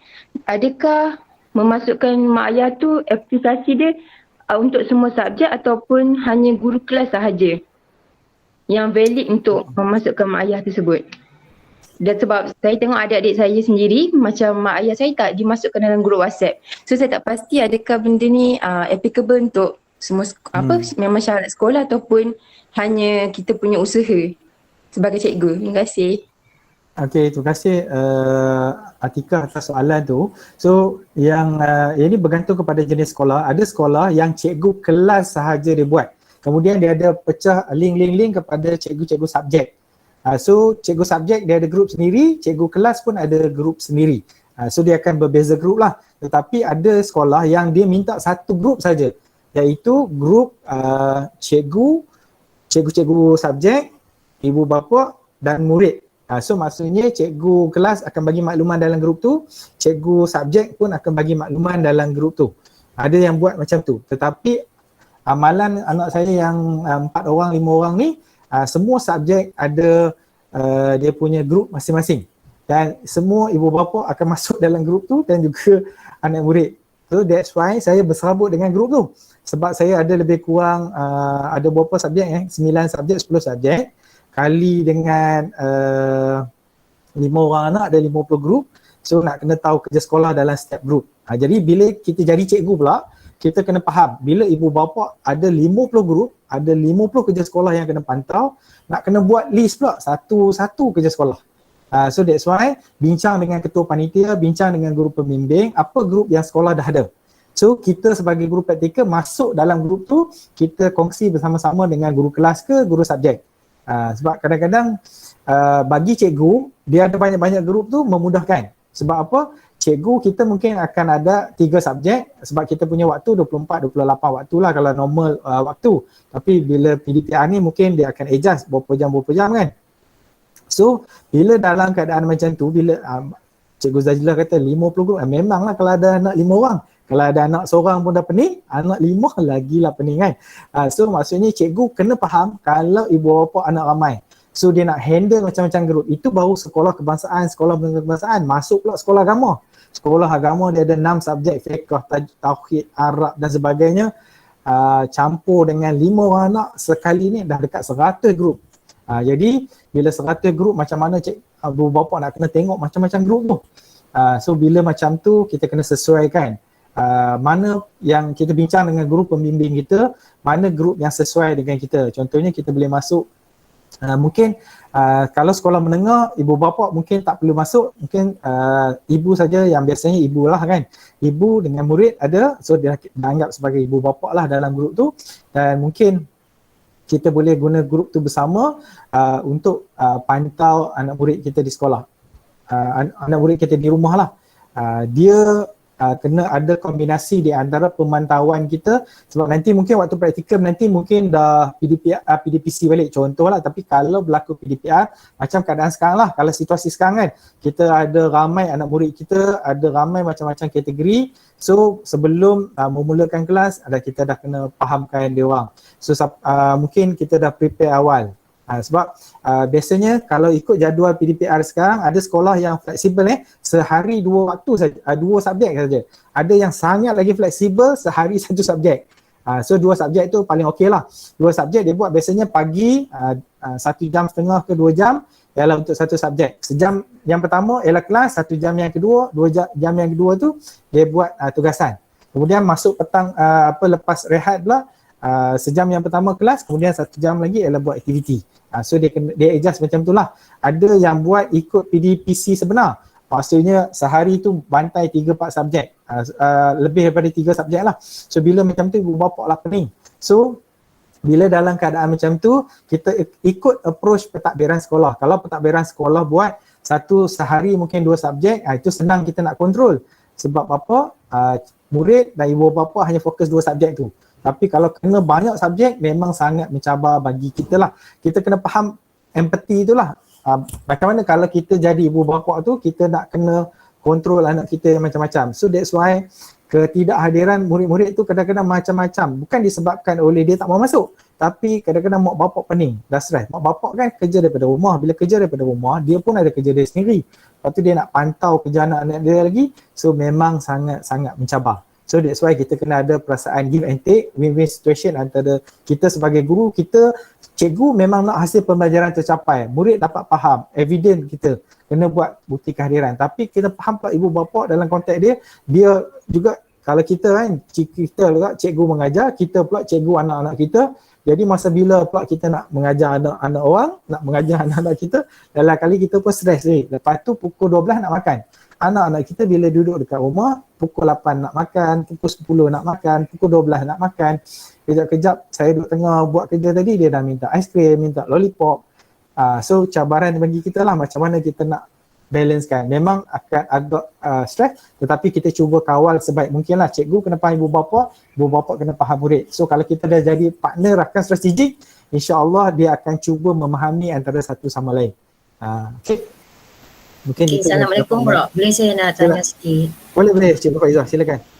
Saya ada Cikgu Faizah. Saya setuju apa yang Cikgu Umi persoalkan dan bagi tahu tentang cabaran-cabaran Cikgu Tabika, dan saya setuju yang yang Cik Rizwan bagi tahu kan. sebab kita dalam keadaan situasi PDPR ni masalah cabaran untuk kita lah. Tadi macam Cik Ridwan kata tadi, kita kena memahami keadaan parent dan parent akan memahami keadaan kita, dan sekurang-kurangnya kita masuk di kita punya touching kita dengan parent tersebut. Dan saya tertarik dengan tip yang kata ada tambahan untuk reward kanak-kanak.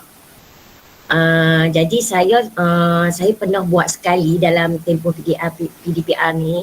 Saya tengok bila saya tulis hantar benda tu, reward tu kepada nama kanak-kanak, ke alamat kanak-kanak, mereka rasa teruja sebab mereka tak pernah order pun online, tak pernah barang pun sampai secara online, tak pernah sampai sesuatu orang kata apa ganjaran lah untuk mereka, tiba-tiba sampai mereka jadi macam excited, dan salah satu dia mungkinlah dia boleh menarik dia nak lagi, dia kata mungkin nanti dia akan ikuti lagi, mungkin cikgu akan bagi lagi, walaupun benda tu hanya sekadar benda yang murah-murah je kan yang kita boleh dapat, yang kita bagi, maksudnya kita nak bagi sebab sekarang ada masalah anak-anak ni macam Cikgu Umi kata, macam Cik Ridwan kata, macam cikgu-cikgu lain jugalah, sebab kita nak take apa dia punya, nak bagi kita menyertai kita punya kelas PDPR tu kan. Yang tu saya rasa salah satu daripada yang Cik Ridwan bagi tadi, dan daripada yang lain pun saya rasa terima kasih banyak-banyak sebab Cik Ridwan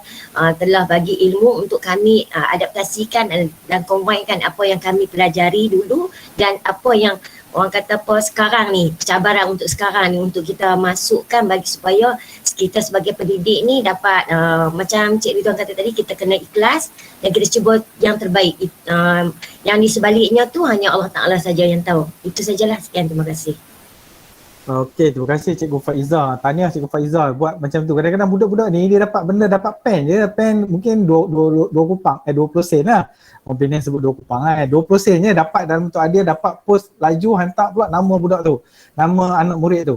Jadi dia akan rasa excited. Sebab macam kita lah dulu kata buat waktu bersemuka, hari guru kan kita kadang-kadang anak murid kita bagi pen, bagi pensel, bagi hadiah. Waktu tu boleh bersemuka, tapi sekarang bila PDPR ni kita pula bagi hadiah, galakkan dia kelas, puji dan sebagainya. So yang itu akan jadi dia bagi dia naik semangat lah untuk menyertai kita punya kelas. Kalau pelajar dewasa tu mungkin kita punya ganjaran tu pujian, mungkin itu lebih senang lah. Tapi kalau nak belanja makan online pun tak boleh juga kan. Kalau belanja makan online tunjuk gambar burger, dia makan online je lah. Tapi maksudnya kita boleh buat macam-macam approach lah untuk menarik hati. Dan benda ni masing-masing punya kepandaian lah. Ada cikgu yang memang ada unsur kecindan, hari-hari buat lawak daripada awal sampai ke sudah buat lawak. Tapi kalau buat lawak daripada awal sampai ke sudah, budak tak faham pun masalah juga. So maksudnya kita ada masa time lawak, ada masa time serius supaya hasil pembelajaran yang kita nak bagi tahu murid kita tu akan dapat dicapai. Sebab kita kena ingatkan ibu bapa macam saya sebut tadi lah, waktu umur 4 hingga 6 tahun ni adalah waktu yang paling kritikal. Albert Einstein kata waktu ni anak-anak genius, dia macam sponge, dia boleh menyerap. So waktu ni lah kalau kita dia ketinggalan untuk dapat input daripada cikgu-cikgu, so dia akan ada satu kerugian yang besar. So that's why bila saya jadi syarah pelawat di Jepun dulu, saya melawat sekolah rendah Jepun. So budak-budak Jepun ni memang dia orang rasa seronok, saya rasa seronok sebab darjah 1, 2, darjah 2, darjah 3 dia tak ada kurikulum macam kita yang kena belajar betul-betul, ada buku teks, kena ambil ujian apa, dia tak ada ujian yang besar-besar. Dia buat latihan untuk dia punya aktiviti untuk mengembangkan potensi dia ikut falsafah pendidikan kebangsaan. So dia tanam keledek, bila dia tanam keledek, dia belajar sains, merentasi macam mana pokok tu membesar. Lepas keledek tu terhasil, dia masak pula keledek tu. Bila dia masak keledek tu, orang kata apa, dia makan, dia belajar pula cara nak memasak. Tapi benda yang paling seronok adalah bila kami pergi ke melawat ada satu sekolah rendah di Jepun tu, budak-budak tu excited tunjuk kat kami keledek dia tu. Walaupun dia tak kenal kami pun, walaupun muka saya macam Jepun sikit lah, tapi dia excited untuk tunjukkan keledek yang dia hasilkan sendiri. So sama waktu kita macam PKP ni, mungkin kita boleh buat aktiviti berdasarkan projek. Budak-budak tadika kita suruh dia orang tanam keledek dengan mak bapak dia orang, sebab mak bapak pun ramai suka menanam kan. So buat aktiviti menanam keledek. So lepas tu tunjuk dekat cikgu, hari-hari report, okey pokok keledek awak besar macam mana? So hari ni pokok keledek dah keluar daun contoh. So kenapa daun tu makin membesar? Macam mana nak bagi pokok keledek tu sihat? Kita kena siram, kena ada air, ada cahaya matahari. So kita belajar secara tak langsung melalui aktiviti-aktiviti yang dekat di hati dia orang lah. Okay, terima kasih Cikgu Faizal. Mungkin ada lagi 1-2 soalan kot kita dah ni. Okay, Cikgu Khairul ada tanya. Cikgu Khairul silakan. Dengan Cikgu Suhaimi. Seorang dulu Cikgu Khairul dulu lah. Silakan. Okey, Assalamualaikum Doktor. Okey, sebenarnya untuk isu PDPR ni sebenarnya memang tidak kesudah dan kesampaian lah sebenarnya disebabkan isu COVID-19 ni sebenarnya kan. Cuma untuk isu akan datang, kita berharap negara kita ni tidak berpanjangan lah, orang kata dia punya orang kata apa, kekangan-kekangan supaya kita tidak betul belajar di rumah ataupun kita boleh kembali ke sekolah sebenarnya. Cuma pada masa akan datang jika isu PDPR ini berlanjutan, okey, dan macam sekolah saya sekarang ni dalam keadaan mood yang bersedia untuk melaksanakan ujian. Jadi nak minta pandangan doktor juga, macam mana kaedah yang terbaik untuk kita melakukan ujian sebenarnya. Kalau ikutkan setiap sekolah dia dah ada orang kata penjadualan untuk ujian tu sebenarnya. So jika orang kata PDPR tu berlanjutan sehingga ke Disember katakanlah jadi apakah langkah terbaik untuk kita menilai pelajar tu? Adakah kita perlu buat exam ataupun kita tak perlu buat exam tapi kita beri dia dalam bentuk sesuatu projek ataupun kerja rumah? Okay, terima kasih Doktor. Okay, terima kasih Cikgu Khairul. Ni alumni FTV UPSI. So untuk ini ikut polisi kementerian lah. Polisi kementerian dia memang kena ada ujian, dia tak ada fleksibel punya assessment, pentaksiran yang fleksibel. Di UPSI kita buat pentaksiran orang kata apa dah bertukar. So maksudnya dalam keadaan umur baru ni kita dah buat projek, kita dah tak ada final exam, kita boleh buat take home exam, boleh jawab orang kata apa pentaksiran yang kita sebut sebagai pentaksiran alternatif. Macam saya sebut tadi lah, pembelajaran kalau peringkat 3 macam tanam keledek. So untuk uji kompetensi pelajar, yang ni pentaksiran alternatif lah yang kita panggil sebagai pentaksiran alternatif. So dia bukan lagi semata-mata menguji kognitif. Kognitif boleh uji, tak ada masalah sebab kita boleh orang kata apa, uji melalui pelbagai platform online, kita boleh buat quiz online yang boleh bagi markah kepada murid dan ada evidence, dia menjawab dan dia faham kepada apa pencapaian kognitif yang nak diuji.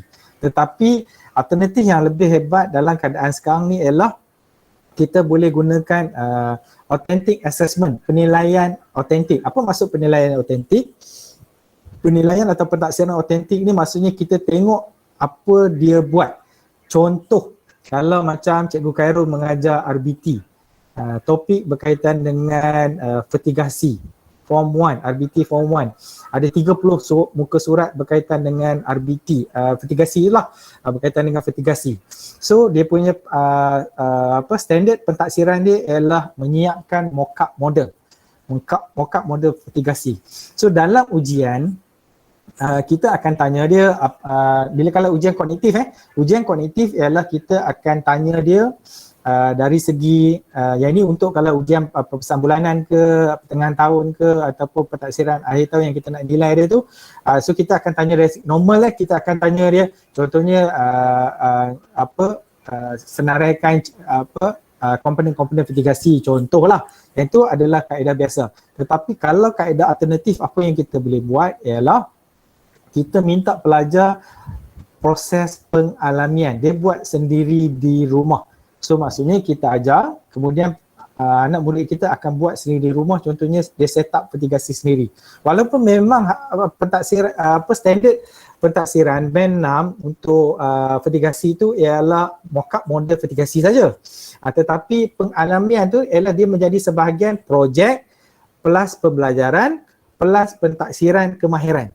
So dia akan ada kombinasi. So yang ni adalah alternatif cikgu. Kalau nak kata kementerian memang tak suruh buat macam tu lah. Tetapi kita dalam keadaan konteks sekarang ni, kita nak sesuaikan di antara menghabiskan DSKP, mencapai standard prestasi dalam DSKP dan juga menguji kompetensi dan juga kognitif murid kita. So maksudnya kita boleh pelbagaikan, tetapi hasil akhirnya dia akan memberi satu nilai markah bahawa markah ni kegunaan sekolah lah. Tapi yang lain tu ialah bonus bagi kita lah. Pelajar dia akan belajar sendiri, dia akan buat contohnya projek vertikasi kecil dekat rumah dia ada contohnya pump akuarium, ada paip, ada pokok yang dia tanam dan dia boleh tengok perkembangan pokok, dan dia akan buat aktiviti tu belajar sambil buat projek sambil diuji oleh guru lah. So maksudnya Cikgu Khairul boleh gunakan pelbagai kaedah untuk memastikan ni. Tetapi ikut KPM dia masih gunakan pentaksiran melalui kognitif tu lah, iaitu ujian pen dan buku lah, iaitu ujian objektif ataupun struktur. Sekarang banyak struktur lah, tak ada objektif lah, tapi struktur lah maksudnya ni pelajar menjawab soalan struktur.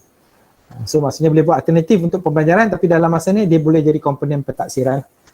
Mungkin boleh membantu Cikgu Khairul lah menyediakan alternatif nak bagi murid seronok. Maksudnya PDPR dia buat aktiviti, dalam masa yang sama kita uji dia dan dia boleh menjawab ni, dan dia jadi evident bahawa pencapaian dia punya pembelajaran tu telah diukur dan kita boleh bagi markah mengikut standard sekolah. Okey, mungkin itu jawapan untuk Cikgu Khairul. Nanti boleh kita PM lain. Cikgu Suhaimi tadi nak tanya soalan? Okey, Assalamualaikum Doktor. Assalamualaikum. Okey, kita sedia maklum ya, situasi PDPR ni dah lebih daripada setahun.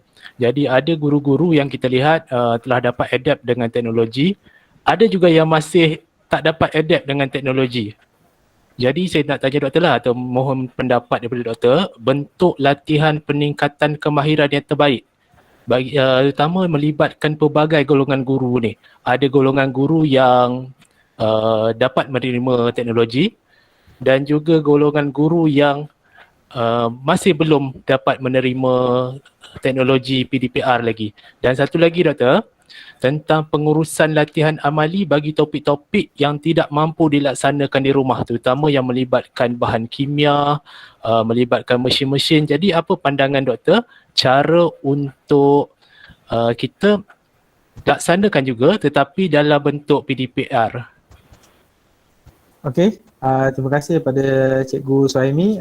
Cabaran lah. Sebenarnya dalam bila kita terkejut dengan PDPR tahun lepas sampai sekarang ni, kita ada banyak isu dalam kalangan guru. Guru-guru muda cepat belajar dari segi teknologi. Guru-guru yang pertengahan mungkin dia boleh adapt tapi slow sikit. Tapi cikgu-cikgu yang otai, dia kadang-kadang dia fikir aku 5 tahun lagi nak pencen, buat apa nak belajar dah.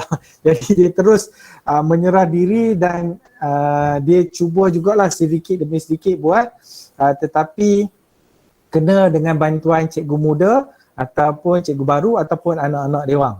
So untuk dari segi kita nak bagi latihan, kita kena ikut kelompok-kelompok macam tu lah. Cikgu-cikgu muda dia punya training dia mungkin kita boleh habiskan buat bengkel, ajar macam mana penggunaan apps untuk penilaian, untuk pentaksiran, app untuk pengajaran, app tu mungkin boleh habis dalam masa 3 hari. Tapi kalau cikgu-cikgu otai mungkin kita fokus benda yang paling penting ya. Contohnya untuk mengajar gunakan Google Meet. So kita ajar dia fungsi untuk Google Meet. Macam mana nak mute, macam mana nak buka video, macam mana nak tukar background, macam mana nak kongsi bahan. Contoh kita fokus kepada satu aplikasi je. So maksudnya yang itu kena sesuaikan lah. Untuk soalan yang kedua, yang ini cabaran lah bagi orang TVET. Untuk yang cikgu-cikgu tadika mungkin tak terlibat lah, tapi untuk orang TVET kita punya cabaran ialah ada amali-amali tertentu yang memang kita boleh buat kat rumah. Macam saya kata tadi, tanam pokok, yang kita boleh buat projek secara project base. Tetapi ada yang tak boleh buat, contohnya melibatkan penggunaan mesin besar. So apa yang kita punya di peringkat universiti, apa yang kita buat ialah pelajar boleh pergi mana-mana pusat pembelajaran yang terdekat. Contohnya kalau macam KV Teluk Intan tu yang dia punya belajar diploma teknologi mekanisasi, nak bawa traktor contoh. So dia tak boleh pergi KV Teluk Intan, tapi mungkin rumah dia berdekatan dengan mana-mana pusat latihan. Apa yang boleh buat ialah KV berurusan dengan pusat latihan tersebut dan boleh gunakan kemudahan yang ada di pusat latihan tersebut. Yang ini kita dah buat di antara universiti. Contoh pelajar TVET kami, kalau dia nak buat final year project yang menggunakan mesin. Tapi sebenarnya kita dah ubah suai final year project ke yang menggunakan amali pun kita dah banyak ubah suai pendekatan, approach. mungkin orang kata tak berkesan, memang kurang berkesan, memang kena, sebab TVET ni mesti one to one machine, one apprentice. Tapi dalam keadaan sekarang ni kita kombinasikan. So kalau dia berdekatan dengan pusat latihan, dia kena pergi buat amali di mana-mana pusat latihan. Kalau pusat latihan tu buka. So dalam keadaan konteks sekarang ni, semua institusi pendidikan ditutup, kita terpaksa pergi kepada option yang kedua, iaitu menggunakan teknologi AR, VR dalam sumber yang terbuka. So dalam kita punya bahan yang ada di internet, kita ada YouTube dan kita ada laman perkongsian video yang banyak, dan kita ada beberapa maklumat merentasi laman web yang tertentu yang kita boleh gunakan, iaitu kita buat belajar secara online tetapi pelajar boleh mengalami secara artificial intelligence dan juga guna virtual reality, reality maya. Maksudnya kalau tuan-puan perasan dekat YouTube ada video-video yang kita boleh gunakan secara reality maya. Maksudnya kita gunakan handphone kita, lepas tu pakai spek yang kita boleh beli online, minta mungkin murid-murid, anak-anak pelajar kita boleh beli RM10 je dekat online, masuk telefon dan dia boleh membayangkan macam mana dia baiki mesin, gunakan mesin tetapi secara reality maya. Itu yang option yang kedua lah, sebab kita dah tak boleh nak bergerak. Kalau kata kita boleh bergerak, kita boleh kongsi dengan kemudahan-kemudahan lain. Tapi kalau tak boleh bergerak, memang kita terpaksa gunakan video-video yang ada. Dan mungkin pihak pengurusan KV boleh beli bahan pembelajaran online. Banyak company sekarang jual yang amali-amali yang menggunakan teknologi virtual reality dan augmented reality. Dan dia ada peralatan dia tersendirilah. Tetapi kalau guna peralatan, still dia tak boleh pergi KV kan. Tapi kita guna apa yang sedia ada, iaitu YouTube dan juga laman perkongsian video yang boleh tengok secara virtual reality dan augmented reality. So banyak bahan tu sebenarnya. Yang paling contoh, kalau siapa-siapa yang mungkin biasa guna, kalau siapa yang biasa beli coki-coki. Coki-coki yang ada bobo boy. Dululah kalau beli untuk anak-anak kan, bukanlah dulu, tahun lepas ada lagi, tahun ni rasanya dah tak ada dah. Dia ada kad yang kita boleh scan, augmented reality, kita boleh nampak bobo boy tu muncul dan boleh kita boleh buat bobo boy tu bergaduh dengan musuh-musuh dia, dengan adudu dan sebagainya secara augmented reality. Hari ni belajar bio tentang sistem badan pun kita boleh gunakan augmented reality, gunakan video dalam YouTube. So ada, kita boleh nampak jantung tu bergerak dan kita boleh pusingkan jantung tu muncul di atas kita punya laptop dan juga kita punya handphone. Kita boleh pusingkan jantung tu dan kita boleh tengok. So itulah paling sekurang-kurangnya kalau langsung tak boleh bergerak ke mana-mana. So kita terpaksa gunakan augmented reality, virtual reality dalam sumber-sumber terbuka yang kita boleh akses secara percuma lah. Sebab bila murid-murid kita pun yang tak mampu pun memang dia tak mampu nak beli kan. So kita gunakan bahan yang percuma yang ada di YouTube dan sebagainya. Okay, so kalau sejarah pula mungkin kita boleh tengok yang virtual reality sejarah tu, kita seolah-olah masuk dalam zaman tu pun ada video-video tertentu. Saya dah try banyak video kat YouTube yang secara reality maya dan augmented reality yang kita boleh rasa feel macam kita masuk tempat tu menggunakan kamera VR. Mungkin itu dapat membantu sedikit lah cikgu saya ni. Mungkin soalan terakhir lah kot, sebab dah 4.40 dah, kita lama-lama tak boleh, online ni dia tak boleh lama-lama. Dia sejam pun dah cukup lah ni. Okay, mungkin ada soalan terakhir lah. Kot ada yang nak tanya? Ada lagi? Okay, tak adalah. Semua dah penat ni. Okay, so minta maaf. Terima kasih kepada semua yang sudi mendengar perkongsian hari ini. Tip-tips ni kita akan teruskan dengan siri-siri akan datang. Ada tip-tip tambahan lagi. Yang ini adalah sebagai permulaan saja. So lepas ni kita akan belajar macam mana tips penggunaan tool dan tool dalam PDPR. Jadi mungkin boleh tengok lagi lah untuk kelas-kelas akan datang. Boleh rujuk dekat laman FB saya dan juga kawan-kawan yang berkaitan lah. So terima kasih kerana sudi mendengar. Hopefully tuan-tuan dapat manfaat. Tuan-tuan dan perempuan dapat manfaat daripada perkongsian kita.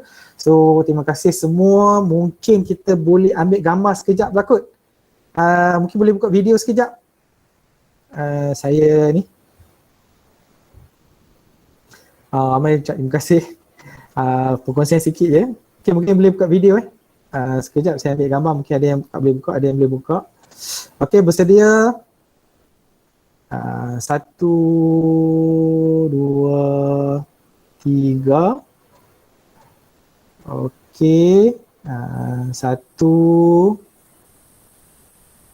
2, 3. Okey, terima kasih semua. InsyaAllah jumpa lagi. Minta maaf kalau ada sebarang kekurangan. Hopefully cikgu-cikgu akan buat yang terbaik untuk PDPR demi anak bangsa Malaysia yang tercinta. Assalamualaikum dan juga selamat jaga. Terima kasih semua. Waalaikumsalam. Terima kasih doktor. Terima kasih doktor. Semua. Assalamualaikum. Okay. Terima kasih doktor. Terima kasih doktor. Terima kasih doktor. Sama-sama. Terima kasih doktor. Terima kasih sama.